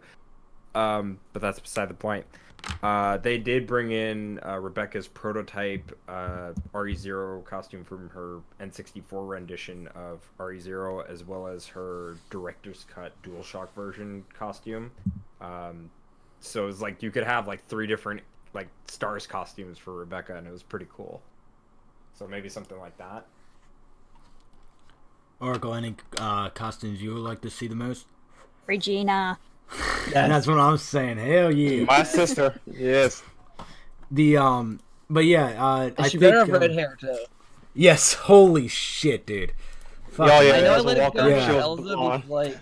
Elsa was blonde, and like I downloaded a mod for that, and it looked actually pretty normal with Claire with blonde hair. I just don't. I mean, Elsa is technically just Claire, just you know, different hair color. But I think Distant what you were wanting to get. I was okay to like have it go either way. Like it could be brown or blonde. I was just happy to have the costume. But if they do Regina again, she better have red hair. So I think next up is Carlos, right? Yep. Carlos, who doesn't look like Carlos. I like Carlos's new design because great.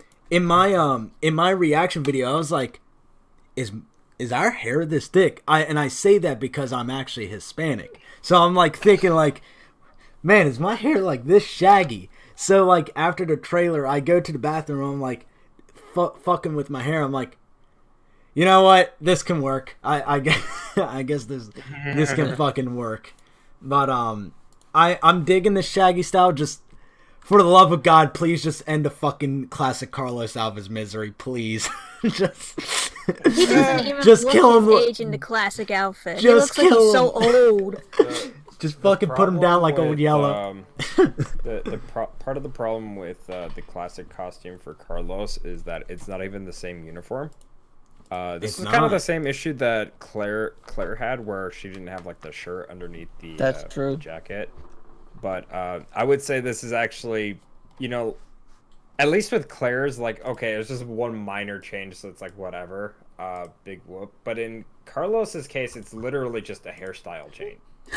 Like, he does not have his classic like OD and khaki uniform on. He still has the black and OD like combat like fatigues on. Yeah. So I just granted, I like that new uniform because I think, like, realistically speaking, it makes more sense in an urban environment as opposed to wearing just khaki and OD, because one, that doesn't match, and two, it seems off to wear in a urban environment. So I mean, I would still like to have that as a costume, but it just doesn't make sense why you're calling it a classic costume, but it's really just his hair that's being changed.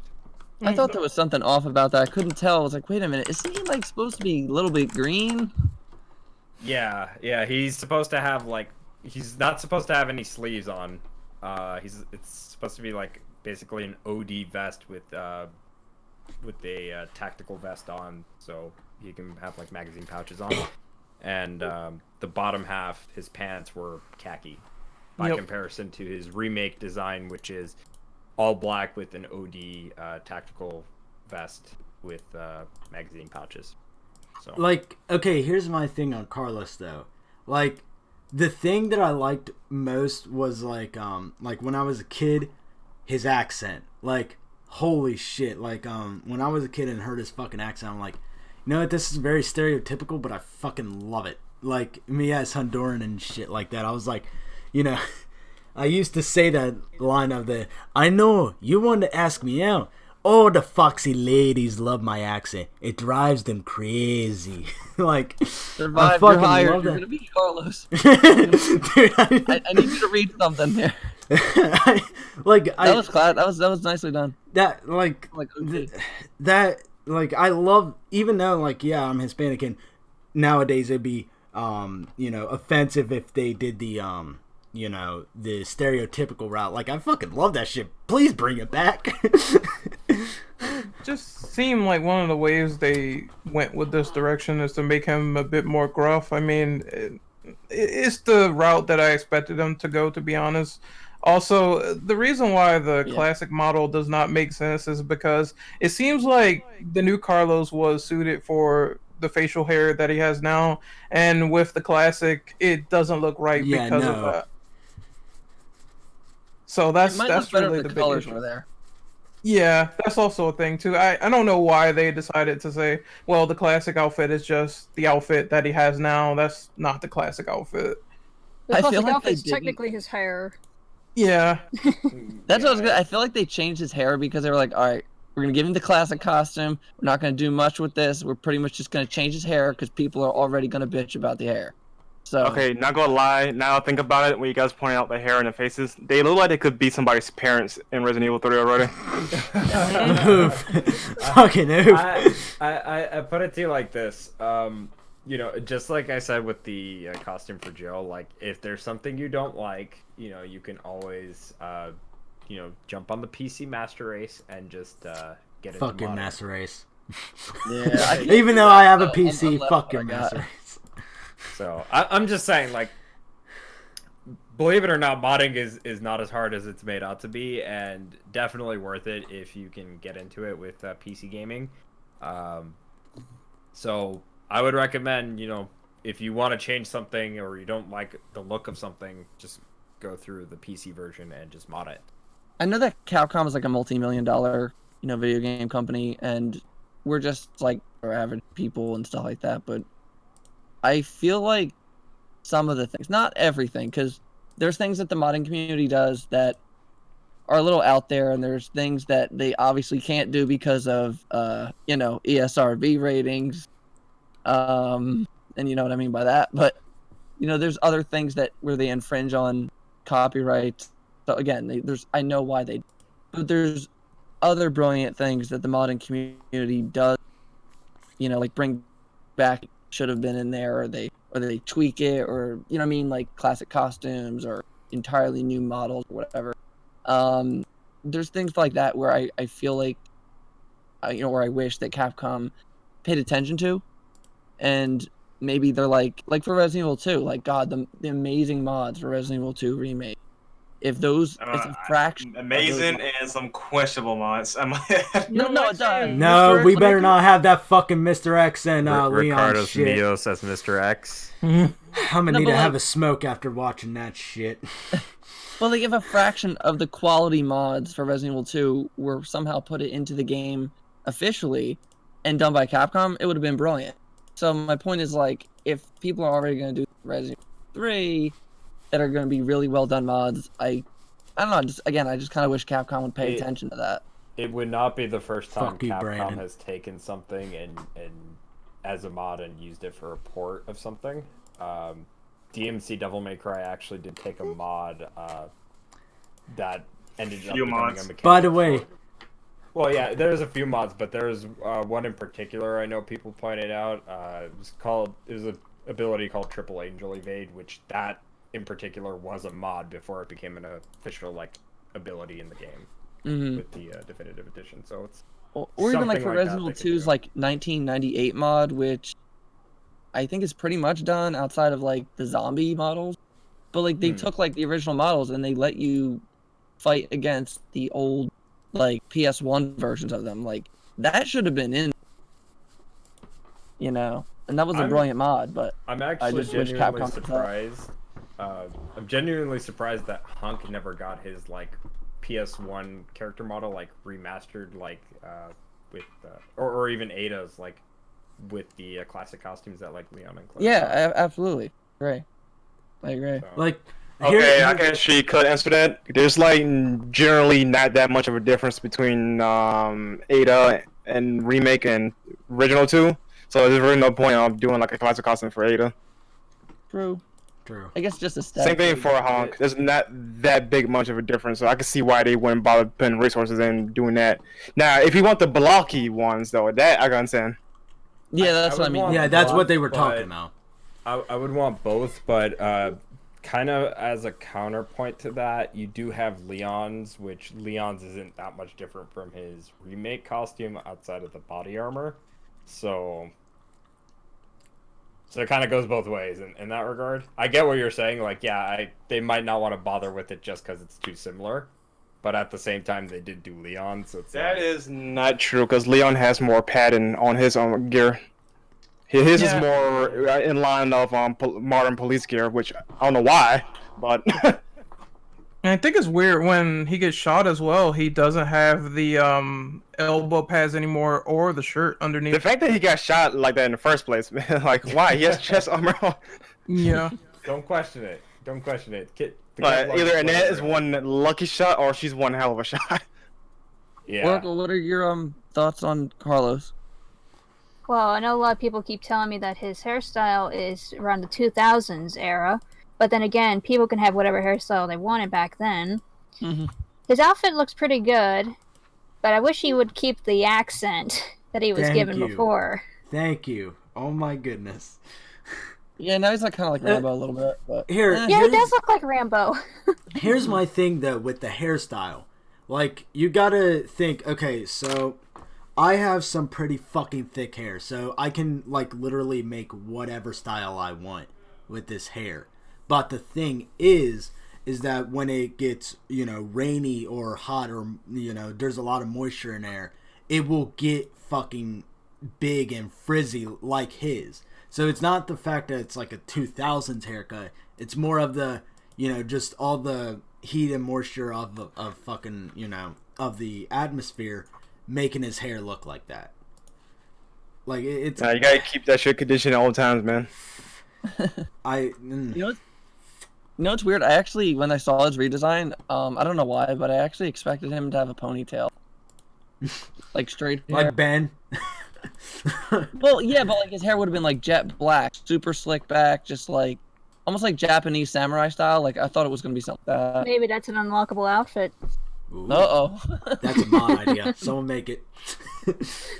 But Running but, costumes like RE6 I was kind of for blown away Chris. by the big, but actually, you know what? Someone next up on the line is an opinion that the three of you, IAS guys, definitely had somewhat of a discussion with, and that is Nikolai. Nikolai! Yep. Just... Nikolai. Discount Negan? Oh, Nikolai. Dude, he, like, I don't know why, like, he just looks off. Like, To me, he kind of looks like a. There's a film actor that looks very similar to him, and I for the life of me, cannot remember the actor's name. Now that you pointed it out, he does look like somebody we've seen before. I mean, I don't think he looks bad per se. I just think that they should have gave him the scar. You know? Yeah, that's what I want. Like, if he had the scar, that would actually make the design, I feel like, a lot better to look at. Because otherwise, it just kind of looks like he's a generic dude with white hair. Yeah, I can't lie. I don't hate Nikolai's design, but I don't like it either. Because it's not like Nikolai to me. When I say Nikolai, I think of just buff Russian dude that's grizzled as fucking takes nobody's crap. Here, he's look like my bartender. that's a vibe I get from him. He has a really creepy ass rape face though in that fucking trailer. Just bring it on, bitch. I think I put that in my thumbnail too. Just that face, like that's Michelangelo rape face fucking levels of scary. So far, like smiling scary. Right. Didn't they say there's going to release another trailer of Remake 3? After the next year. Because maybe they'll reveal some more images for us of the remake. Maybe they'll see more Nikolai, because he is a bit too skinny from what we could see in the current trailer, but his personality seems way off. Because in the classic, he's a Russian bee, you know? He's like, kill everybody, we don't need to take care of anybody, we need to do it ourselves. Right. I don't know. Maybe Carlos's trailer will convey that, because the little bit of dialogue that Nikolai has is very, very brief. Yeah, I mean there's the reveal trailer is just that, a reveal trailer. As we all remember from Resident Evil 2 remake, the trailers started out very kind of like small in like details, and like you're kind of like a lot of, led to a lot of theories.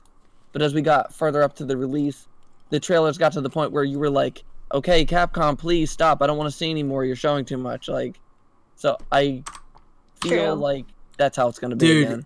Yeah, that was definitely us during the end of fucking Resident Evil 2, where it was like, all right, dude, now let's tone it down. I had to fucking stop watching trailers and gameplay and shit because I was getting too used to it. The worst trailer was for Resident Evil 6, where they basically just told you the whole story. Here's our trailer. Oh, I just played the game. There's a trailer. Interesting.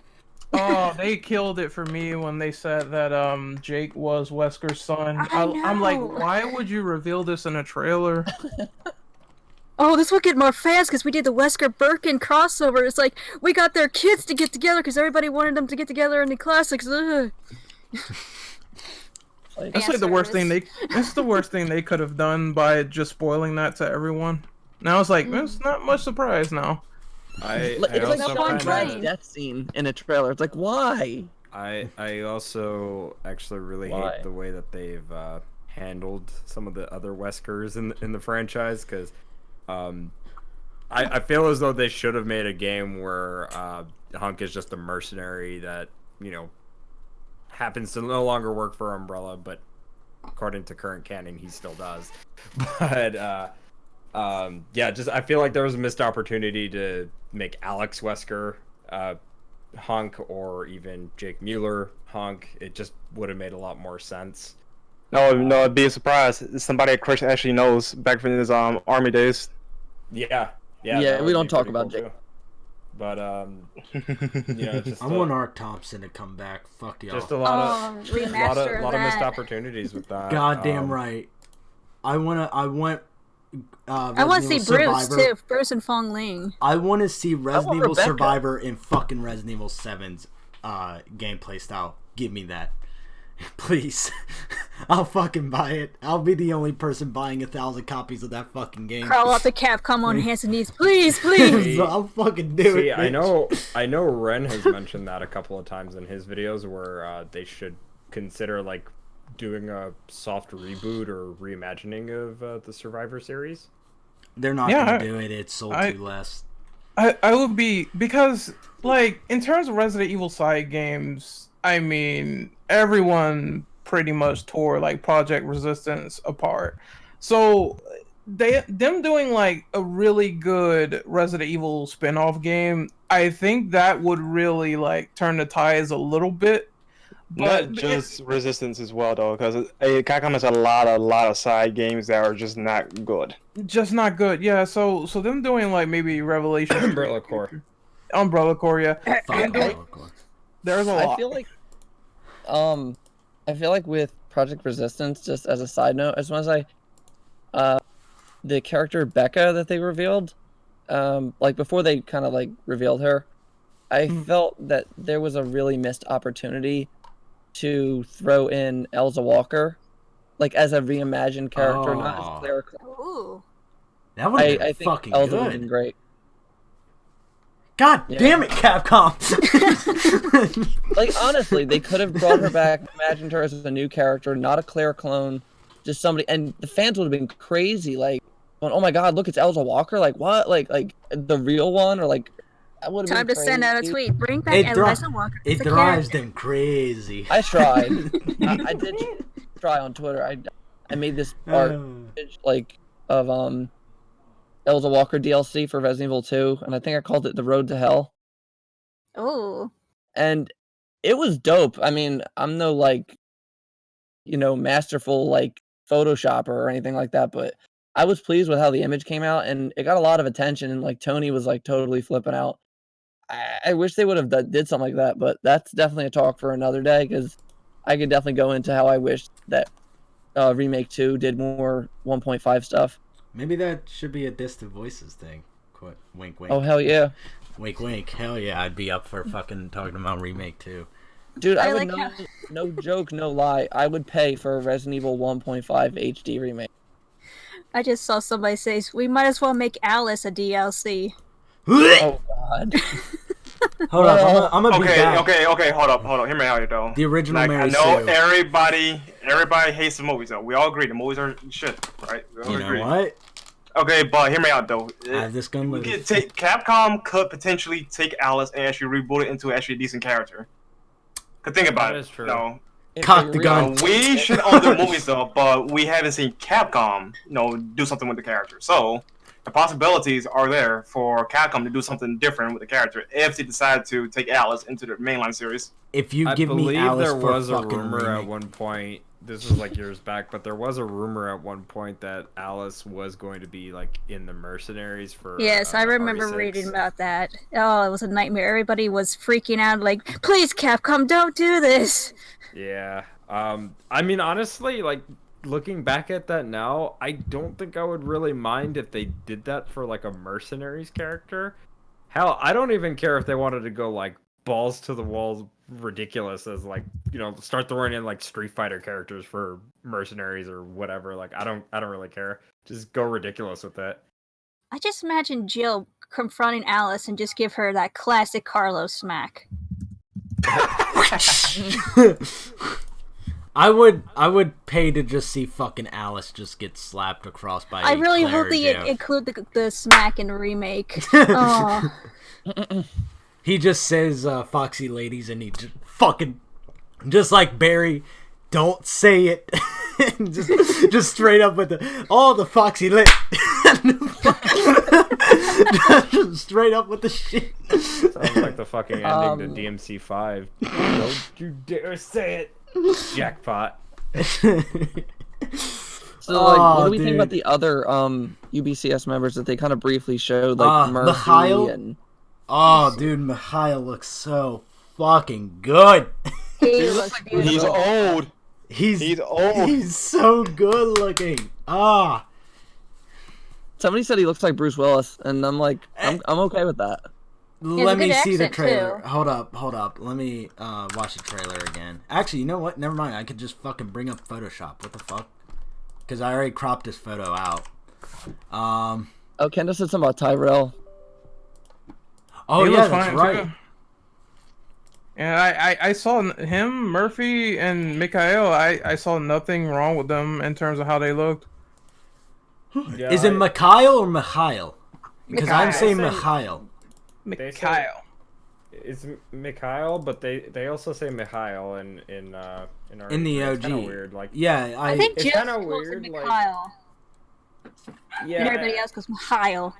Yeah, I Mikhail. think it just kind of it might be like one of those things where, like, you know, they might have been told to say it one way in the recording studio, and the other like actor might have been told to say it a certain way, and it just kind of became that way in the official like release, and they never decided to correct that. As far as like the other UBCS members, I was saying that I actually really like their overall redesign.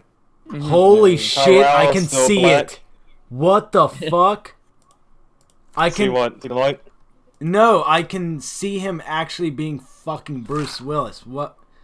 What'd you do to me, What's this? Distant? Distant, what'd you fucking do to me? Wait, hold on. I have his. Hold I'm up, trying- hold up. I'm posting it on Gen Chat. Like, I can fucking see it. I saw it online. I can't credit that, so you got to give credit to whoever that was. Why? But somebody pointed out. I don't see it, honestly. I I see can it see in it the a little eyes. bit from Die Hard. Yeah, I can see it in the eyes. Holy shit, Where dude! I'm Tony Why are you is looking at his ass for? at that thought. Look at those eyes. Look deep into his soul. He knows Tony he's gonna loves die. them. Stop nutting to Makai. No, I'm not. Dude, he looks really fucking good for this remake. Like, I like Carlos's redesign. I like Mikhail's. I don't really like Nikolai's all that much. But I really wish also they gave like him the Jill. scar. Oh, you look Maybe better we'll with get it it. later. This is a remake. I just noticed too, by the way, that Mikhail has like scratches on his forearm. That could allude to him actually like taking some battle damage from like a hunter or like a dog, maybe. Oh yeah, I see But you that do now. see him fend off against zombies. If you manage to get to the car after a certain period of time within the game, you can see Mikhail fight off against a bunch of zombies. So it's potential that maybe Mikhail before Jill runs into him that he was fighting off a bunch of zombies or dogs, like you said, though. Also, the scars on Nikolai's face from ORC is actual shrapnel scars. So maybe he does. If they give him the scars in remake, maybe from an explosion, considering he's been around a lot of explosions in the original. Those scars are aged, so like how would they like implement them though without just I know. I don't not know. left them stitches? No, at least have stitching in them. Like that would make sense though, but. Yeah, the scars on his face are aged, so it would be weird if he gets suddenly aged scars on his face. I could see, to kind of go off of that point, I could see them maybe like giving him the battle damage, and it like happens like, because you know how like in some of the like alternate scenes he might like actually get killed and get hung upside down like it's fucking Predator, or he'll be able to get away with the helicopter. Like I could see maybe them changing it to where like he gets away but he doesn't go unscathed. And they could be setting up for like a Revelations 3 in that regard. Ooh, that would be something. There's just so much. Like, Should we talk about Brad next? Just to put it out there. yes. Yes. Brad's a little bit too fat in the face. I think he looks a little bit too odd. Like, Yeah. I He don't doesn't know. look like him. I think don't- Brad was always an odd dude, though. I had this weird thing where he kind of sounded like RE5 Chris to me, and I don't know what it is. He just has a very similar sounding voice. Here, Yeah, let me. now that I replay his voice, he does sound like Chris from RE5. Somebody Roger hit Craig up Roger Smith. Craig Smith. I got a picture of Brad right over here. Here, y'all go. Like, Okay, my problem with Brad in this game is like I have similar problem with Capcom, like with Democrat 5. When they focus against some of these characters, though, they look almost nothing alike. Like in Democrat 5 case, only 2 characters look like the original selves, which is Dante and Lady. Here, Brad looks nothing like Brad from the other things. At least with, like, say, Resident Evil 5 Chris, you do see a resemblance from his Code Veronica part, because, you know, he's more bulky. Naturally, he would look different from muscle, of course, right? Also Remake 1, because they did try to make that design as close as possible to Code Veronica and 5. Yeah, and then we have, wait, you saw RE7? Bro. What you see, Dom? No, I said 5 Okay. because when you look back at Brad Remake, did nothing wrong. Dude, no. if you look what back at Kendo Remake said. and look at 5's iteration of Chris, they look very similar. Yeah. And then you have RE7's Chris, where it looks nothing like where he was in the previous game. I'm like, you know, on its own, it's not a bad design. It's just, it's not Chris, because he looks nothing like the character. Let's see, Brad's original design, he was thin but athletic, like a swimmer or runner. In this one, he looks a bit too fat. Yeah, I think One too all many that- donuts. I guess after the mention incident, leaving his teammates behind, he got a little fat. Dude, we all know no, that Brad's been bro. living at Emmy's Diner. Kendo is a fucking savage. He just called Brad Chicken Fat Vickers. Fucking A. Like, Kendo's gonna see, do it. It's gonna be Kendo. Like, why does the poster kind of look alright, and then just, like, in game, it's like, I don't know. don't look It right. looks odd. It looks really fucking odd. Like, I don't know. I think he looks. I don't know. He looks like. I mean, when I saw the trailer, he looked like Brad to me, and like it was like, oh look, it's Brad, and like part of me, it's like spoiler alert. I already know he's gonna die, so I'm like, I don't want to get too attached to him because I know he's probably on I his way out. really. Everybody's gonna get attached to him. Yeah, no, I really want to get attached to him. That's my thing, though. That's like. Yeah. The I want him to have more of an impact in this story, like at least help us out, because like Marvin was one of those characters where it's like, you won't care Make a about good him because point there, he's gonna yeah. die anyways. But then But in the the way they remake, had he's like, him. holy shit, dude. Marvin was like, Marvin, we don't want you to die, but we know you are. just the shit that he says to Leon too, like, it doesn't matter who the fuck is behind, everything. They're gonna kill you. So you better not do any stupid shit. Oh, geez, I will say someone this, said Brad smoked McDonald's.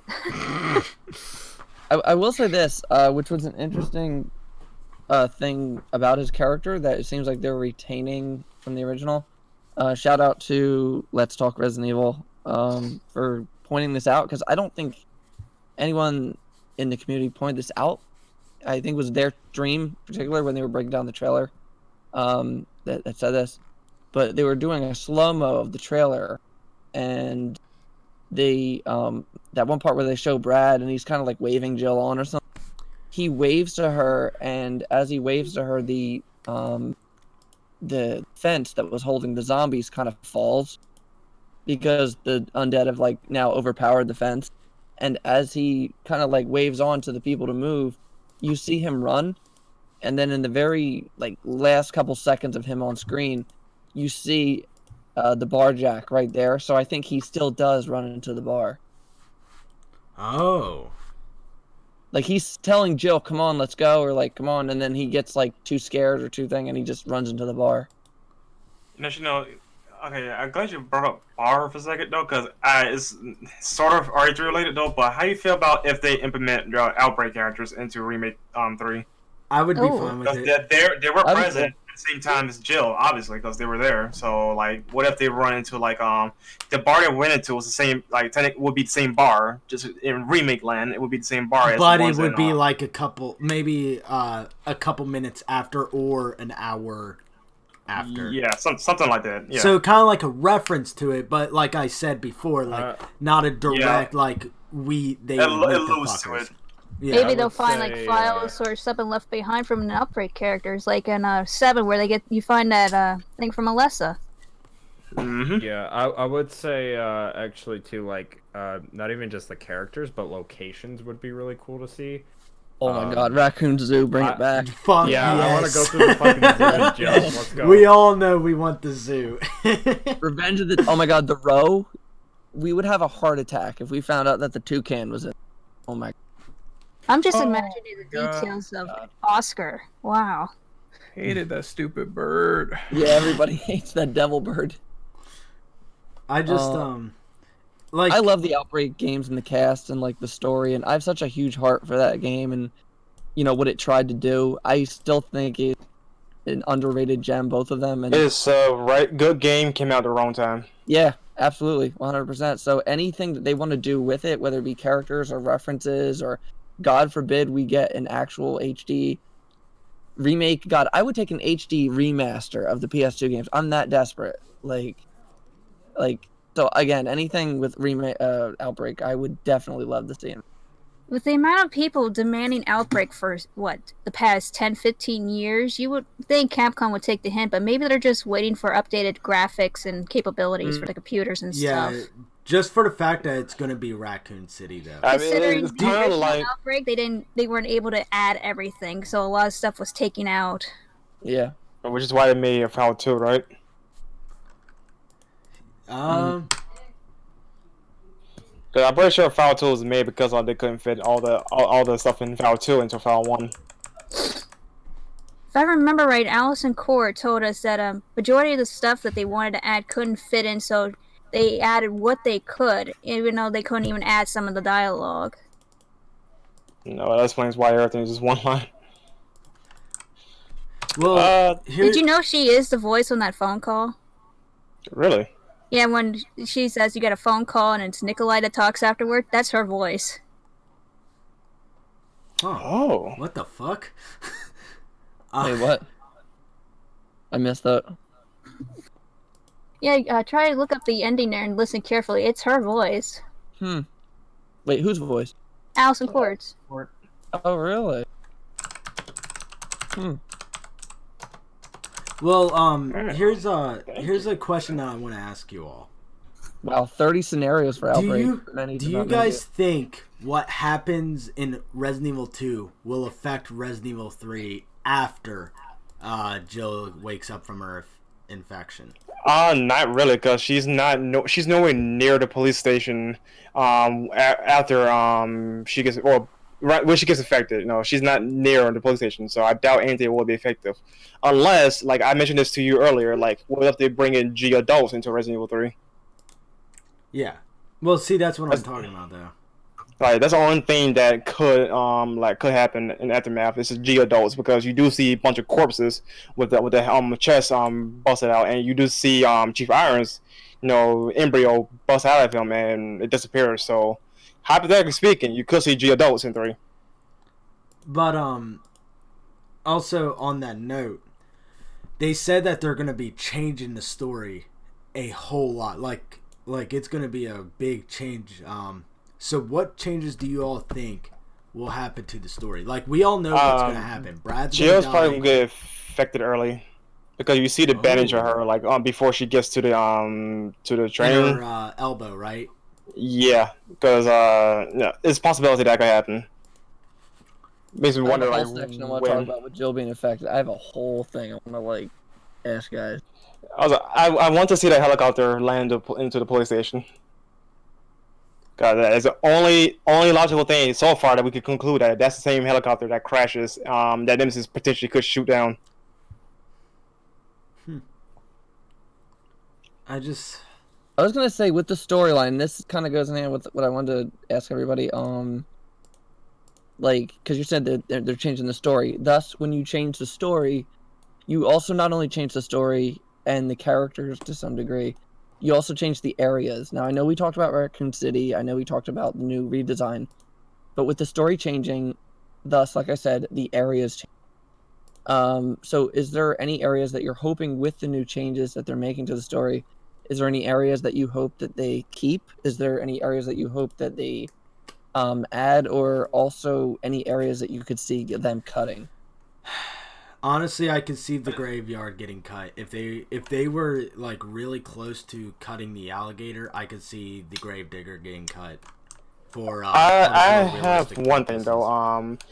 The Death Factory. I want Jill to actually fight the tyrants in that area. No, you're fine.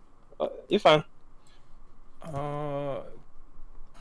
As far as I'm just gonna go off of what we saw in the trailer and also based off of the collector's edition for the game. The map that they're using for Raccoon City is pretty much the same that they used for the Resident Evil Contagion campaign that they had for Resident Evil Remake and Zero HD remasters. So I'm going to go out of a limb and say that the Dead Factory will still be in the game, but how it will differ from the original is going Like to the be marshalling yard.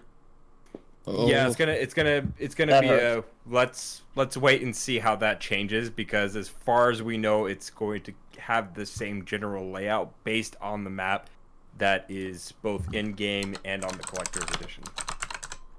Well, I want to say this is like totally as a side thing, but if you watch the Resident Evil 2 remake videos, like the developer stuff, they talk about some of the stuff that was like cut and everything, and some of it was related to areas. And they said that in the game they included like a photo or picture of Emmy's Diner. And honest to God, I hope they put Emmy's Diner in the city, so like you could like kind of like go back in time and walk through that diner, even if it's like a small little thing, just so that you could walk through it like Claire did in the like the original 1992 like release. Like how cool would it be to just like walk up Maybe into that's the where you diner meet and find the like Brad zombie. it all like bloodstained and like zombies all like hanging out and like I don't know. That'd be cool. What if that's where Carlos meets his friend, and that fucks him up? Like it plays out kind of like, you know, Resident Evil 2, where Carlos just walks into the diner and shit, just like Claire, and then his fucking friend just turns his head and shit as a zombie, and then Even if he it's just like an area can't that fucking shoot him, like, you know. Yeah. Or if it's like an area that you pass by on the street and like maybe like zombies break out the glass just to see it. Just to see it. Like that would, I don't know. I just think that'd be so cool. It'd be kind of like that. They kind of did like a reference to Mikhail, and also the boutique from Resident Evil 3 in RE2 Remake. If you look out in like the billboards on the street when you start off as either Leon or Claire, you see all of these like different little like advertisements and stuff. Yeah. Right above you, and they're just nice little callbacks both to Resident Evil. Well, yeah, mostly to Resident Evil 3. So. I don't know why, but I could see the Raccoon Press area getting cut. Sad, but Honestly, hope though, not. I hope not, but it doesn't necessarily add anything unless they're going to keep in life selection, like, or scenario changes. Because remember, in vanilla RE3, if you go there first, you could potentially meet Carlos there, and then, you know, Nemesis come in, gets ass blown up for some reason, and jump out the window, whatever. Up to you. Whereas, or you either could just hide go to a behind the counter restaurant. or jump out the window and boom. all right. What about Grill 13? Like that part. Remind me that location. That's the red restaurant. It's like pink or Oh red yeah, inside. okay, yeah. Where you meet Nemesis and you have to either blow up the canister or go down to the basement. Yeah, again, like if they keep the scenario structure though, they depending on how they do it though, because again they change up everything, so it's kind of hard to judge when they're not being faithful to the original story.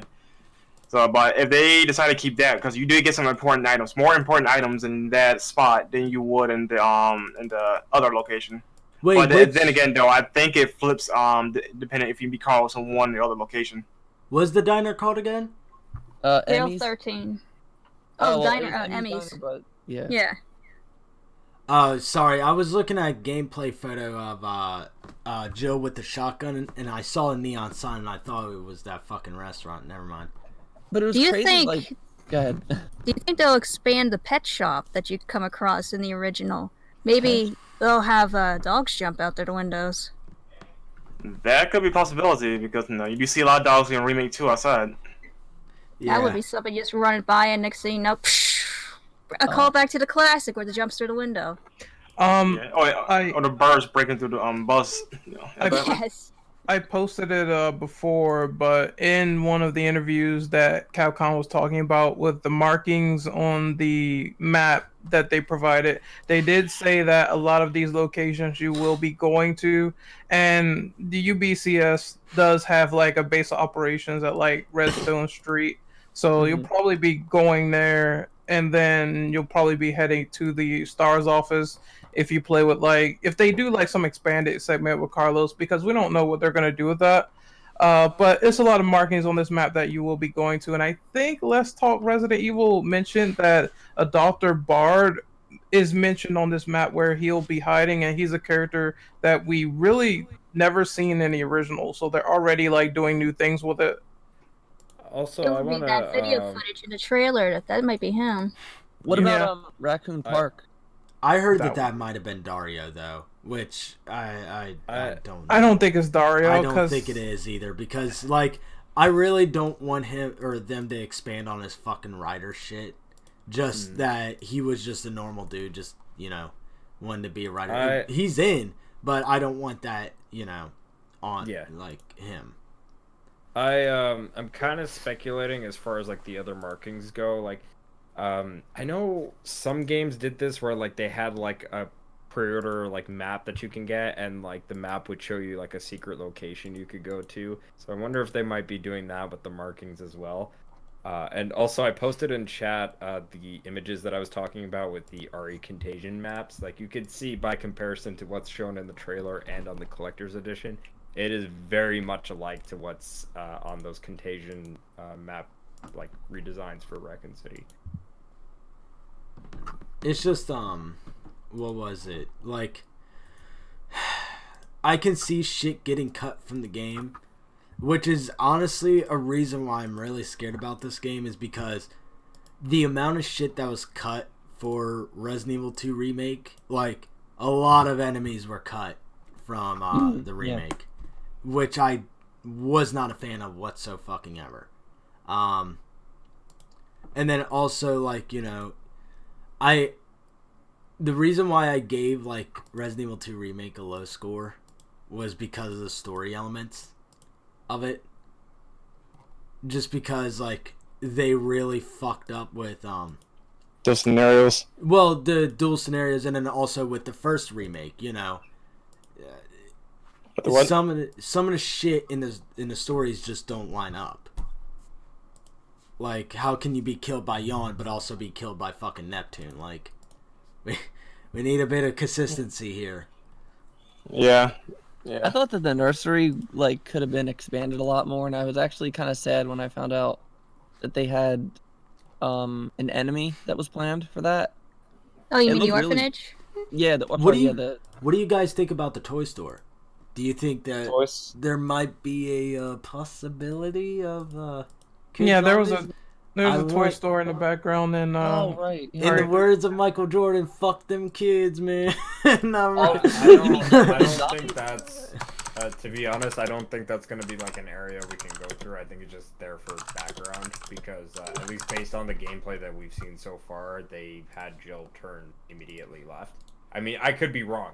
Like this is just based off of what we've seen so far that's been officially shown off, and we couldn't possibly be able to go there or at least near that area. Judging from the gameplay, it does look like a starting area, so it's less likely we have exploration. Because it's kind of like how with Resident Evil 2, where you jump right in the middle of the city. You don't have a lot of time to explore certain areas unless, you're crazy. No, the only problem is that gameplay is so short. I don't think we can gauge like if you can really go down that alleyway or not, because it just cuts off like right there. So Yeah, it's fair really point. weird. Yeah. I feel like they might adopt some kind of like, like Evil Within, 2 kind of thing, because like that shocked me. Like when I played the first Evil Within, and then I played the second one, and it did that like open city thing, and like you could kind of like, I feel like they could do something like that. Capcom did say that that version of the map will be in the game, Right. but after a certain point you will not be able to use it. I don't know what they mean by that, but they said after a certain point it's just not even going to be on the screen. So Do you that think means we're we're gonna- going somewhere else? Do you think we're going to where Kendo's brother is? Here's what I assume. I assume We're gonna what go they into mean- space. Here's what I assume. I assume what they mean by that is that when you reach the factory, you will be able to get the map in the factory as opposed to just having the city map, because it's useless by that point. I also heard that they're going to have a point of no return, just like RE2 did. So once you get on the train, you're probably not going to be able to go back to downtown or uptown anymore. Which makes Okay. sense. It makes perfect sense. Yeah, I can definitely see that happening. Also, just to kind of go off of a potential thought that I had, I could see where maybe like you can use the city map for general traversal, but once you get inside like certain buildings, you need the actual map for the inside of those buildings. As Yeah. opposed to what you have for the city. So I could see it like being that kind of case. What are you guys' thoughts on like Raccoon Park? I don't know that's kind of maybe there. Maybe I mean, wasn't it close to the hospital? Yes, it was Yes. like down the street from the hospital. And I think the hospital. And I'm gonna say this real quick too. I think the hospital is in definitely without a doubt. Not just because they showed what looks to be a hunter beta, but if you listen to the song, that is, I mean, it's leaked online, but it's also clearly heard when you boot up Resident Evil 2 and you highlight Resident Evil 3. There's a song, a piece of music that plays, and if you compare that song to the original version of Resident Evil 3's hospital theme, it's pretty much a 1-to-1 remake or reimagining. In by my ears anyway. I know others in the Yeah, I comments. saw that in my So I think that's what's it pretty much called? confirmed. Recommended. Now, which song is this again? It's the hospital theme.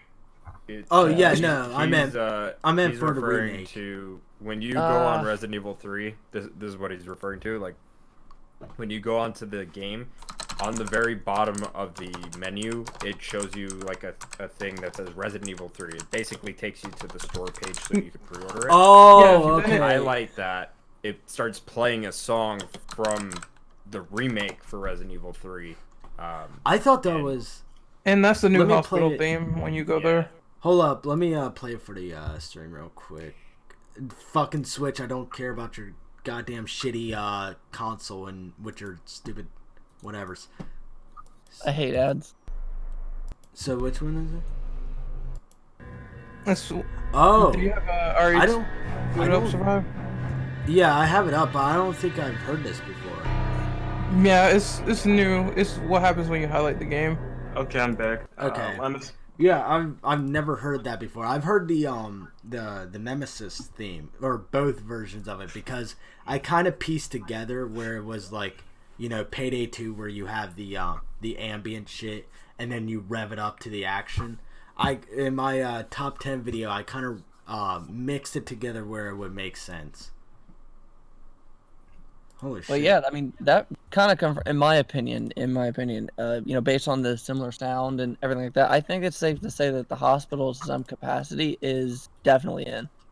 No, the hospital has to be in the game because that's where you get the cure from. Because Joe obviously is affected, so the only place for you to get the cure from is from the Umbrella Hospital. I mean, unless So they for them change to that. Well, if they cut that though, that'd be kind of stupid. Because where else will you get it though? You can't get from Dead Factory because there's nothing there for you to use the cure Right. on. What if they change the fact that Joe gets sick? That would be like so weird too. Yeah, well, the zombie buyer and be like, oh, I got T-virus AIDS now. Trying to think if there's any other area.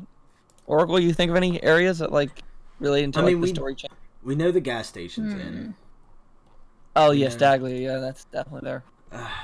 Now, are Somebody they going to even made include the a claim DeLorean? that Murphy's in there. Dude, they have to add the DeLorean. Well, they kept adding Mr. Bean's car all over the place, and you only see it one time. That is true. Dude, he's a legend. He's such a legend. He survived the Raccoon City outbreak. That was one of the biggest complaints this one friend of mine has because he's a car expert. He says in the original, you see all sorts of different car models. In Remake 2, there's either 2 or 3 exactly the same. And if you go into the car garage and look at all the police cars, they're all different sizes, which makes no sense. Also, There's a small police car in there, enough for Sherry to fit in, and then you go up to another one, and it's larger than Claire is. I thought it was weird too that the police cars didn't have any logos on the doors. That was kind of weird. Yeah. I was like, what? You know, I never bothered looking into the to the cars. Now I think about it. There's certain details I So did a lot not of think. the cars back in the originals, they were what they were. They were real cars, but I guess because of trademark reasons, Capcom has to make their own vehicles now.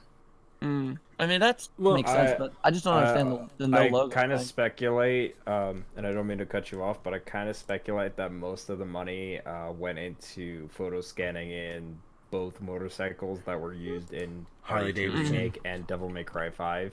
That was such a fucking waste. Yeah, Because dude. they're both, Harley I think they're both Davidsons. Harley Davidsons. Yeah, definitely So- Claire's bike because that has the fucking Harley Davidson. Yeah, logo that all was over it. being promoted. Yeah, that was So majorly was promoted. so was Dante's motorcycle in. But Dante doesn't even 5. use it though. Yeah, but it was photo scanned Yeah. and they did. Oh, I get you though, but my point was that It's a Claire waste uses of that money. motorcycle. Yeah, Claire uses that motorcycle in the game, and she doesn't use it again. So that was a waste of money or resources just to add a bike in the game. Yeah, Oh, Yeah, yeah. If you're talking Oh, about yeah. for Claire and RE2, yeah, absolutely, I agree. Yeah, for Dante, for that was just, Dante, like, it's different. outside It's and- just yeah. yeah. But no, what was it? Like there was a place that I was thinking of that could be added in. I can't think of what it is now. It'll come back to me. And by the way, we have Kendo gun shop coming in, I believe, possibly. But the thing is that Did George drop out? not sure. I think he's Yeah, I saw him leave earlier. I think he went to bed. Oh. Oh shit! Yeah, He has a kid. yeah, too, that's so right. gotta He take was care of him. 5 hours ahead of us, and it's like really late. And I would know because like fucking history is he's there. So but yeah, there was a place that I wanted in Resident Evil 3 Remake. I just can't think. what Oh, the do you fuck it guys is. think to include the water puzzle? Oh my god. Probably Please so. no. They'll Why do does it everybody even think worse. that's so hard? It's not as bad. No, it's not as hard. It's just annoying because it's RNG based puzzles. So that one is easily the most annoying one. Actually, Everybody who keeps had complaining about it. who know had what? the idea about the Hold on, Survive. I just want to say something really quick about that in terms of puzzles. If y'all want to see a really bad water puzzle, go play Onimusha 1 and then come talk to me.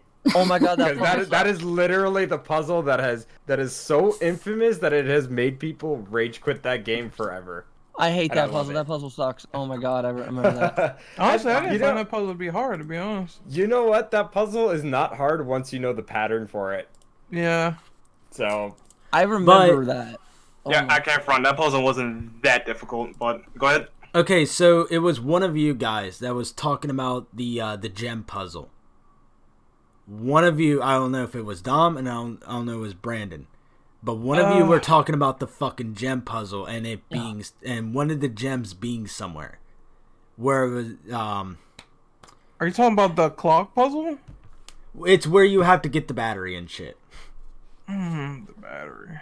and where the news office is. Holy shit! Oh, I know what Bless you're you. talking about. Thank you. No, You're talking about where you need the gems to get into the statue. park. Yeah. Yeah, statue. Yeah. One of you boys was talking about it, and it was like really interesting. I just can't think of what the fuck the conversation was about. But Clock Tower, that's definitely gonna be in there. oh, here's what I was fucking thinking of earlier. So someone pointed out that what Mikhail is sitting on is like a train. Do you guys think that the train station from the beginning of Resident Evil 2's intro, like, where they show the city off and shit, do you think that'll be in Resident Evil 3 Remake? The train station? I actually think it moved from a trolley to a Potentially, subway. sure. Potentially, yeah. Because they already modeled it.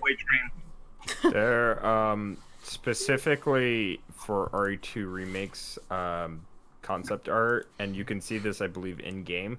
There was a point where you were gonna have Leon and or Claire go through the city a little bit more, and you were gonna see a crashed train in the middle of the road from like a bridge. So, Oh, you're right. I think they were originally intending for like Leon or Claire to see the train from RE3. So I do think it's going to be that. Do you train think from they'll add the it original. just like the Jill's note? No, Unlikely. just because you don't really go out much into the city, and this was going to be like how they were gonna have it where you were going to traverse more through the city before you get to the RPD type of deal. Gotcha.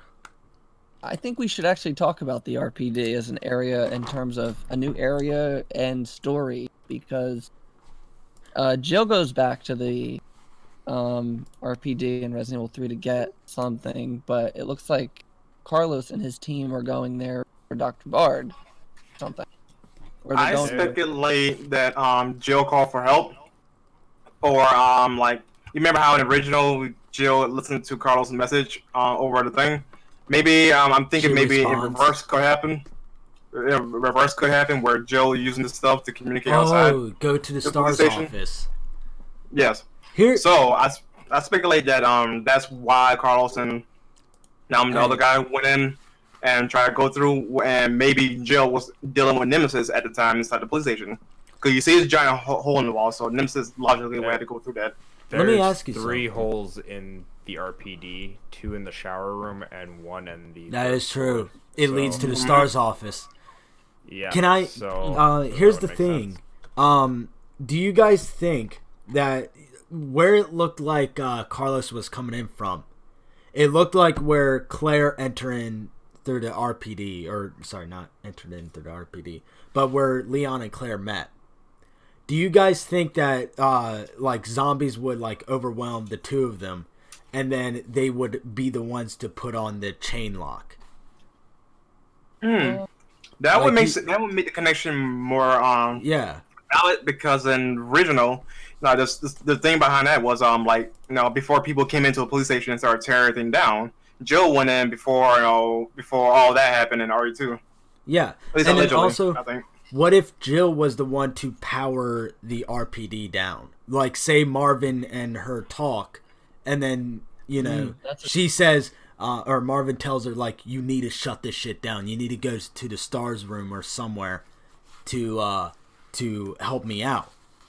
And then, of course, he thinks that Elliot is dead, and then just, fuck it. It brings up an interesting point. Like, will Jill have a moment with Marvin? You think? As much as I wanted to, I don't know. I mean, but here's the thing: Marvin's got to be there, in my opinion. Regardless, like if Jill sees him, that's one thing, or if Carlos, like I think there's. I mean, what's Marvin gonna be like on the toilet, like when Carlos Marvin and everybody's like storming so the RP? Well, now they added in bathrooms, so probably. Even though it's fucking overflowing. I mean, I don't know. That leaves me wondering. Like, I don't know. I also got like wonder, or I want to ask everybody what they thought. Like in Resident Evil 2 remake, did anyone find it weird how like when either Leon or Claire asked Marvin like what was going on here, he was like, I don't have a clue. Oh really, Marvin? Come on. Like, dude, couldn't you just said like, yeah, the STARS, like, couldn't you just, that would have been a great plug for like, yeah, the STARS like investigated some kind of I'm surprised they didn't add that original line. Especially for Claire, because she was asking about his brother, by her brother. So I'm like, everybody fucking knew they were raising hell about it. Like, I don't know what the fuck happened. We told you what happened. Your brother investigating these people, and all this happened afterwards. They got mocked, at least in the original lore. They got mocked by the other police members because they thought they were just crazy. Bullshit. Like, yeah.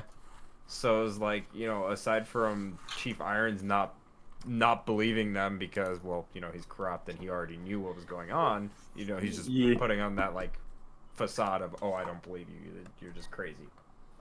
The other, like, police members that were not STARS, they just thought, like, yeah, you all are fucking crazy, you're ridiculous, like, get the fuck out of my face, like... I just don't know why. They acted like Resident Evil 1 never happened. It was like, wait, what? That's why we got to remake 1. Yeah, that's why. Now too, because Capcom did say they were interested in maybe remaking 1 again, and if they do that, I'm afraid of that. Would fix the lore. Do it. I'm up for it. So, fucking do it. I mean, honestly, I would buy it. Zero needs it more, but I wouldn't care if 1 gets remade again or not, but 0 needs it the most because god damn that game needs it. Zero's so bad. I can't. That game is. The I fact feel that like they. Zero. I love Zero. I have a soft spot for Zero. I have mostly because it was the Resident Evil that almost wasn't. You know, because it was like an N64 game. Yeah, but they Honestly, really. my screwed up the main item complaint system. with it, not just that though, it's a very bad prequel because they revealed the main antagonist of Resident Evil 1 before you get to the game. Like, you should have kept a lot of things hidden because it's supposed to be a prequel before Resident Evil 1, right? But yeah, it reveals a lot of stuff before Resident Evil 1. So, the fuck? There's also the fact that Rebecca is still sort of, scared of zombies, and Yeah. she doesn't know what she zombies dealt with the are. T Oh, here we virus go. A 24 long hours. conversation about that. She dealt with the T virus 24 hours before the rest of the Stars team came in. And yeah, she's Kara in fear. What? Yeah.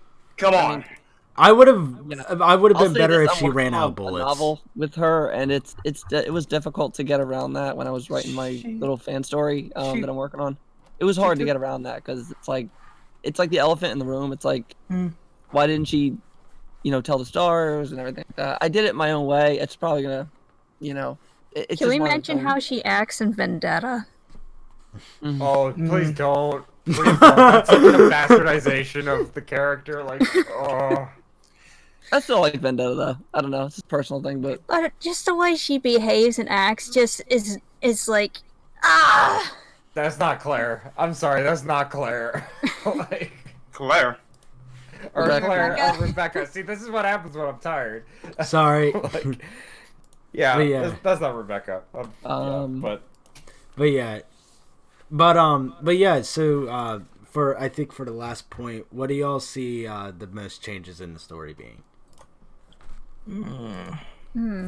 Probably. Because they're talking about like big fucking changes to the story. Definitely the characters at this rate. Oh, yeah.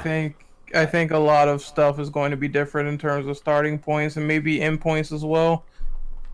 I think, yeah, They're not gonna nuke the city. I'm gonna have to agree with Ren. Like, the characterization is definitely gonna be the big thing we'll see get changed because, truth be told, as much as I love Resident Evil 3, the original did not really delve too much into the other UBCS members, and some of them were just cannon fodder. So, changing them could be for the better. Yeah, I agree. The characterization needs a little bit more than just Joe and Carlos because, especially Macau, like, he was probably maybe the fourth most important character that's not Nemesis. So, like, we need to see a little bit more of, like, these characters' development, along with, like, Tyrell, the kid that gets shot up by Nikolai. Well,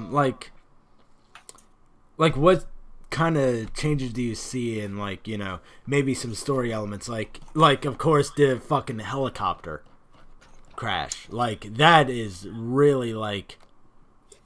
Yeah, that's the one I'm looking forward to most. Okay, I'll need answers on that one though. Like, is this the same one from the crash in Resident Evil 2, or is this a different one? I feel like stuff in 3 is gonna clear up some of the weird stuff in 2. That's a flaw of itself with Resident Evil 2. Like, we shouldn't rely on the remake to do some clarification for the previous remake. That's true. There has to be a note right by it.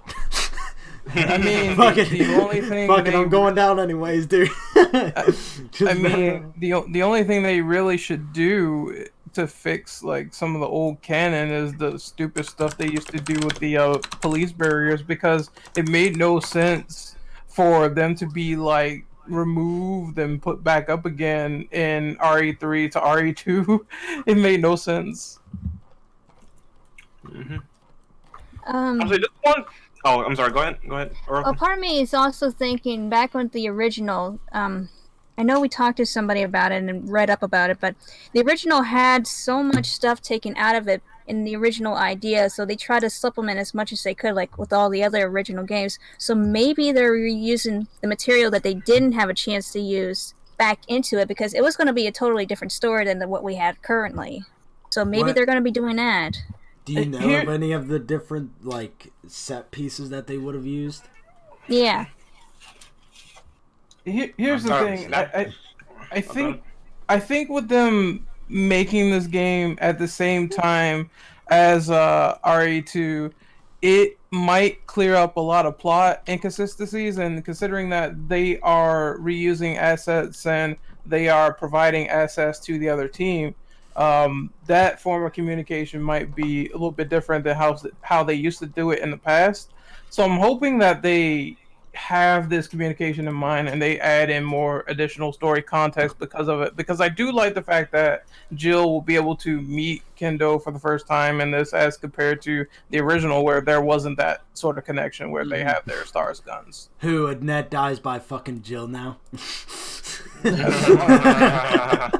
Oh, so the amount of times Annette was killed. Oh, I'm sorry. I'm crushed against my husband. Oh, I'm dead against the wall. Oh, I'm dead on the floor. Oh, hi, I'm back. Ren, I didn't catch that last bit you were saying. You were saying something about the samurai edges. I said, now that Jill is in the remake and she meets Kendo, they would have that sort of connection of Kendo doing the guns for her. Maybe she knows him on a more personal level, so that will be fleshed out in the remake.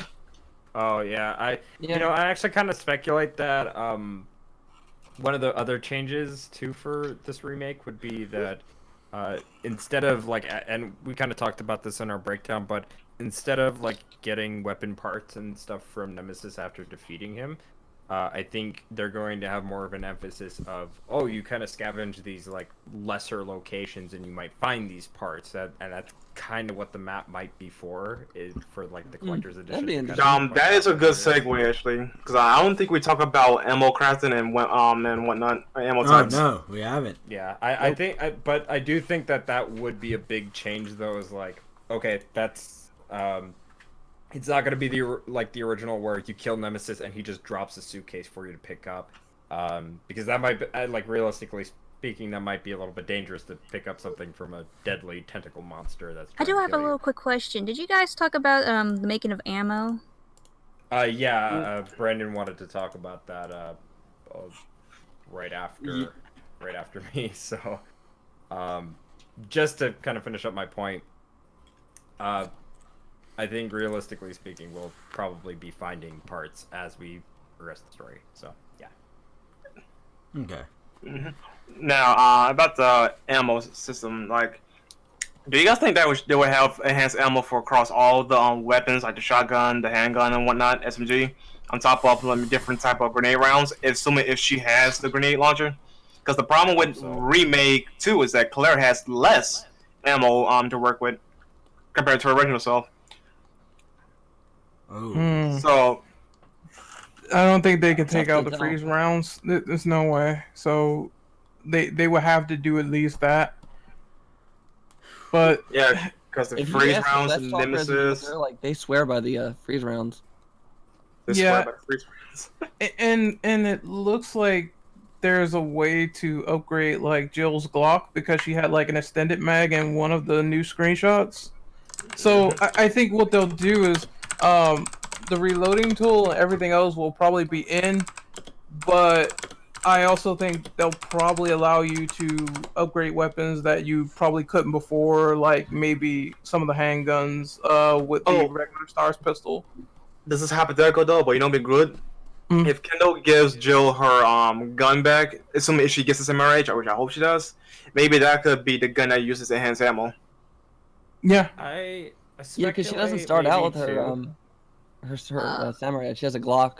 Yeah, I'm also kind of speculating too in that regard, like, kind of like how in RE2 Remake, where, like, you know, Clara starts off with that revolver that's a 5-round handgun, and you kind of upgrade it to take the enhanced ammo, but you could also get her Browning high power, which also gets the extended mag. I'm thinking maybe they might take it in a similar route where you have the Glock and you could upgrade that and it could do both standard and enhanced, or you could take the Samurai Edge, which might only take the standard or might only take the enhanced, but it is a very good alternative to have as opposed to the other handgun you start off with. Yeah, because the revolver does more damage though, but at the speed loader it takes forever to reload, whereas the other gun, it's a laser and you have pinpoint accuracy every single time. Because the focus mechanic on the gun with a laser, it immediately goes straight into like the closed reticle. So that makes it more valuable against pinpoint accuracy against like dogs, for example.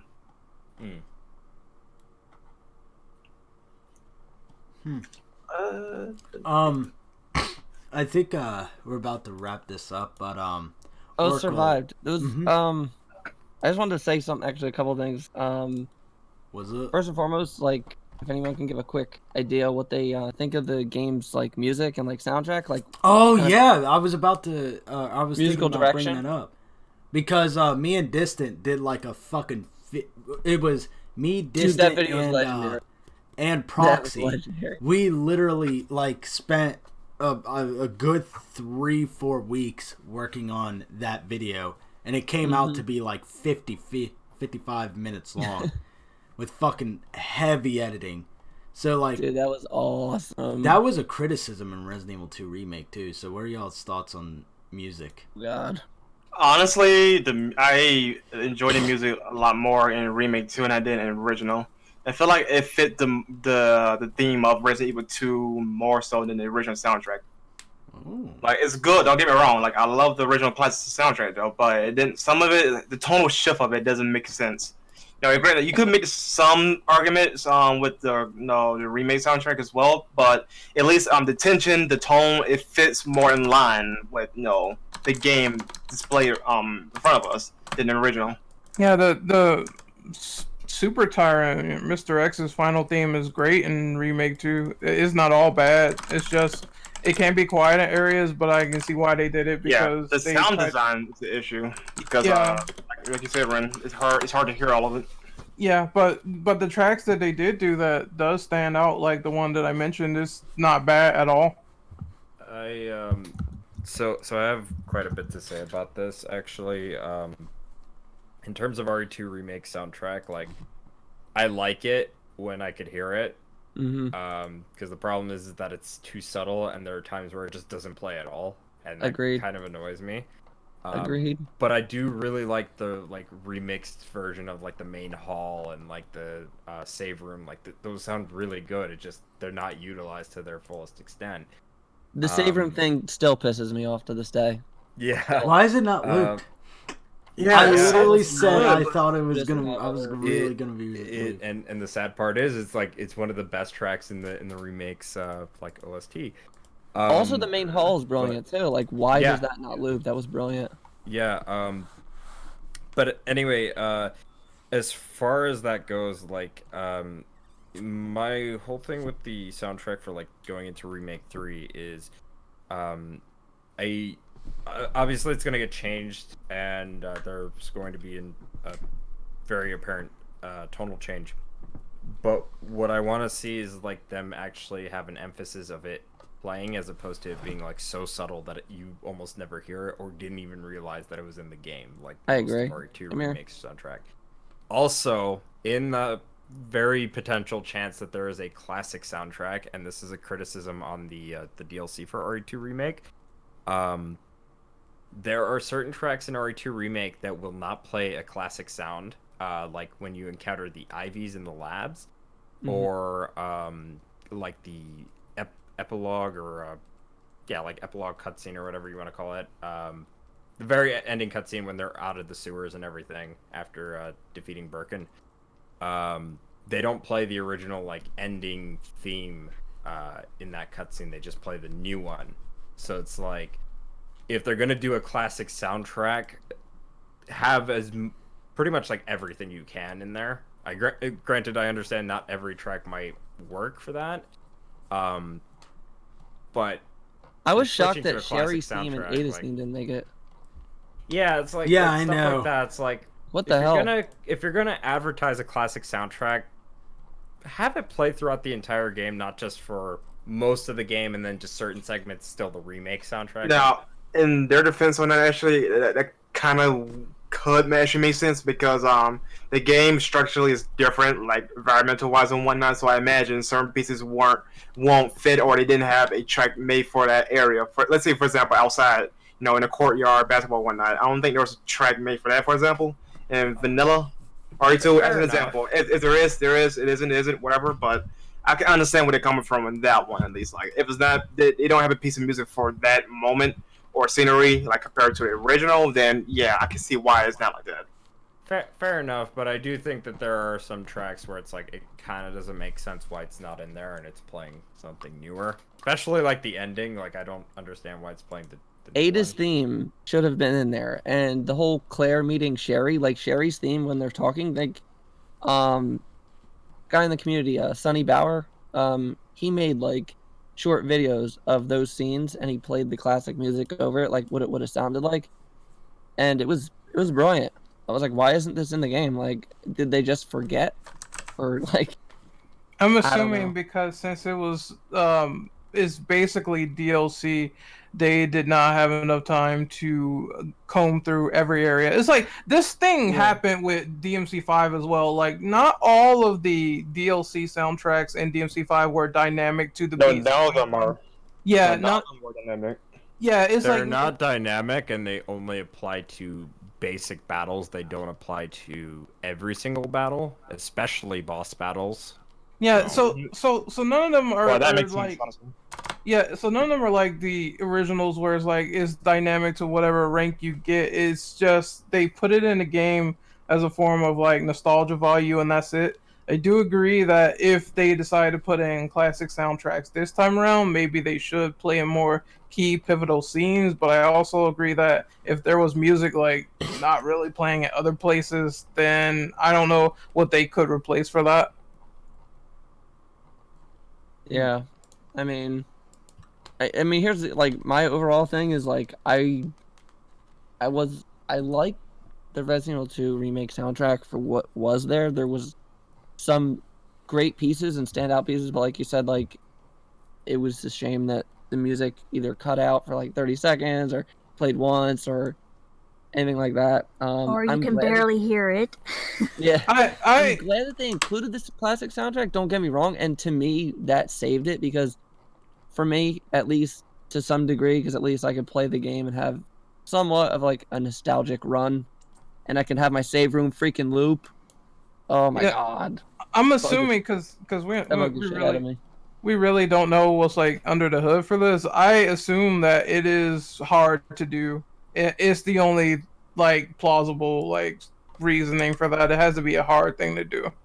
Minor nitpick, but let me choose between having classic sound effects and classic soundtrack. Like I wanted the classic sound effects for remake, But too. not the classic music. Yeah, but not the soundtrack. Like just a little nitpick on that one, on my behalf. So Okay, well, with that said, that brings up an interesting talking point for like a small one.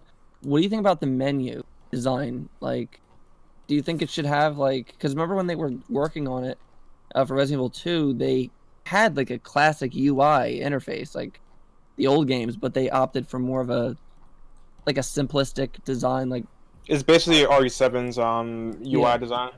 do you think it worked well? Like, or it will work? It works fine for what it was, though. Honestly, it works. Mm-hmm. yeah, I can't name one bad UI in Resident Evil, personally. Oh. I think it was fine. 5. It wasn't although big. I think for the remake it was fine, although I do think there might have been a little bit of a missed opportunity to like throw in like a classic UI for like, oh, if you switch to the classic soundtrack you get the sound effects and like maybe even the UI, so just a little nitpick there. But There are mods, actually. I know there's Just little mods for boxes. it, but it's like Yeah, so like bit they of a should missed implement that in the opportunity real like game. that, so yeah. Definitely agree. Another talking point that I wrote down that I thought is definitely worth mentioning. I titled it, Distant Memories, for hilariousness sake, but it's basically about Jill Valentine and the idea of her being infected in the trailer, or like basically I'm asking the question of, do you think that Jill Valentine is sick already in the trailer, or is that whole zombie looking thing like a fever dream or a PTSD kind of like Spencer Mansion kind of idea? And also, what would you say about a mental sanity meter? Oh shit. I don't think that's going to be like apartment intro PTSD, because it's like they would miss the opportunity of making these scenes happen when Jill is actually knocked out and infected. So I do think that the zombie scenes of zombie Jill, it should be either a reoccurring thing or those scenes should happen right there when she's knocked out by Nemesis, because to me I think it'd make most sense because she's infected by the T virus at that point. And if Carlos doesn't get her the vaccine, then she's going to turn into a zombie. I mean, I guess it could be taken either way. Like, she could either... It could be like a PTSD thing, like, about her in her apartment, like, just dealing with, like, you know, the whole Spencer Mansion thing. Because if you think about it, if that was real and that happened, people would definitely come back more than a little scarred, you know, mentally, and would look at reality a little bit differently than... Yeah, you see your friends getting... So I imagine so. Here's the thing with that though, but since she's in her like apartment and looking at her bathroom, it'll make a bit more sense from a visual perspective if it was actually like some flashbacks to the original RE. Because then you'll have that sort of context clue that yeah, she's still suffering from this, but right now we don't have like any indication of that scene, so it's kind of hard to pinpoint. And I think it should happen there if they're going to have the nightmare sequence, because it makes the most sense, because if Carlos doesn't succeed, she's fucked. Right, no, that's true. I also want to add too that there is that potential chance that like in early game, the only possible save room might be in her apartment as opposed to like in various locales, because you might only be able to explore like very nearby areas near her apartment before you have to like venture out. So they definitely have to spread out the typewriters though, because with this fucker Nemesis on the streets, I know it's going to be hard to get to one and the other, and then having to run back to the apartment is going to be annoying. Yeah, I think like I think if anything like that might actually be like a whole dream sequence too. Like they might just have her, oh, she's infected, she goes passes out. I wouldn't necessarily call it I guess you can say like it's kind of like a coma that she's in. And she might actually be dreaming that as Carlos is getting the vaccine ready for her. Let me see. I think what I was, because I remember before I said something about the costumes and whatnot. I have a theory that like they won't do the boutique, but what they'll do is like at the beginning of the game. Now this might not be a good idea, but I could see like Jill picking out the outfit she wants to wear like in her apartment, and then you start that like you know what I'm saying, like the beginning moments of the game, you're in her apartment and pick the outfit, best or worst case depending on look at it, this is going to have the same thing like in Remake 2 where you go to the pause menu and choose a costume right there on the fly. I get what he's kind of saying though. It could kind of be like Evil Within 2 where you go back into Sebastian's office and you just have to go into the room and pick out the costume from there. I would love that. I would love that though, but go just by consistency's sake though, I think they will go by how they did it in Remake 2. Yeah, I hope not, but you know. But like, okay, so like with Jill being infected in the game, do you think that that's gonna affect like her, like playing it as that, or do you think like it'll definitely be like the old game where she kind of gets sick and Carlos has to take care of her? Carlos needs to give her the cure. That needs to stay the same, because you can see Carlos get a little desperate at the moment. And of course, he runs into Nikolai once or twice before he tries to bomb. Right. So I think that should stay to show Carlos actually cares about Jill. Which is my opinion, of course. A sanity meter would be interesting, like with Jill, like kind of like losing it is like kind of just dealing with everything going on. Like that would be weird. Honestly, I don't think that would be fitting for at least in this game. Maybe let's say hypothetically, a Outbreak remake. Maybe sure you could go with that because they technically have a mechanic like that originally with the viral counter. Right. That would be fine in a different game though, but I don't think it would be okay in Remake 3, personally. That would be an interesting like because they said, oh, there's like new elements to it. I'm like, well, there's something new. I think, actually, tell you the truth, something like that would work better if Capcom remade Resident Evil 4, but instead of it being the version that we got, if they went back to the original 3.5 like Hookman stuff. So you guys are familiar with like the original versions of Resident Evil 3, like the beta version? You know, they show those cutscenes of like them coming back from the mansion and them like arguing with the chief. Do you think they'll actually put those, you know, segments in, or? Maybe if they want to expand more on that though, because yeah, they do have those cutscenes. I do remember that stuff, so I hope they will add them in at least, maybe. Because only reason I said that is because Resident Evil 2 Remake kind of just threw you in as like, you know, Leon driving down the street or Claire driving down the street. Like they didn't do that whole, you know, prologue part about Resident Evil 1. They kind of just like acted like RE1 didn't happen. So I kind of felt like, you know, Resident Evil 3, it being so like closely linked to Resident Evil 1, that would be a really great way to like, I don't know, just like go back for just a second and just, you know, refresh people or, you know, show what had happened. Survived, you there? Yeah. Like, what do you think about that, man? Like I feel like it'd be cool, but I mean, I don't know, just with what Capcom Like, dude, it's a remake. They might as well throw it in there. Yeah. But yeah, I'm oh shit, sorry, 8:51. Holy fuck. Okay. I'm probably gonna end it here because yeah. So I do want to thank everybody for watching.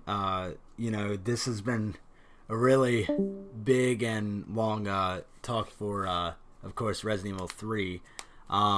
I'm happy to have everybody on, from the IAS server to the Crimson Head Elder podcast to, of course, DistantMemories1996. straight from the row.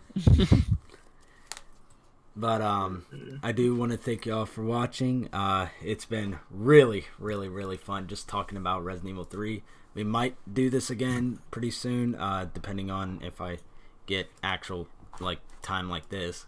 But yeah.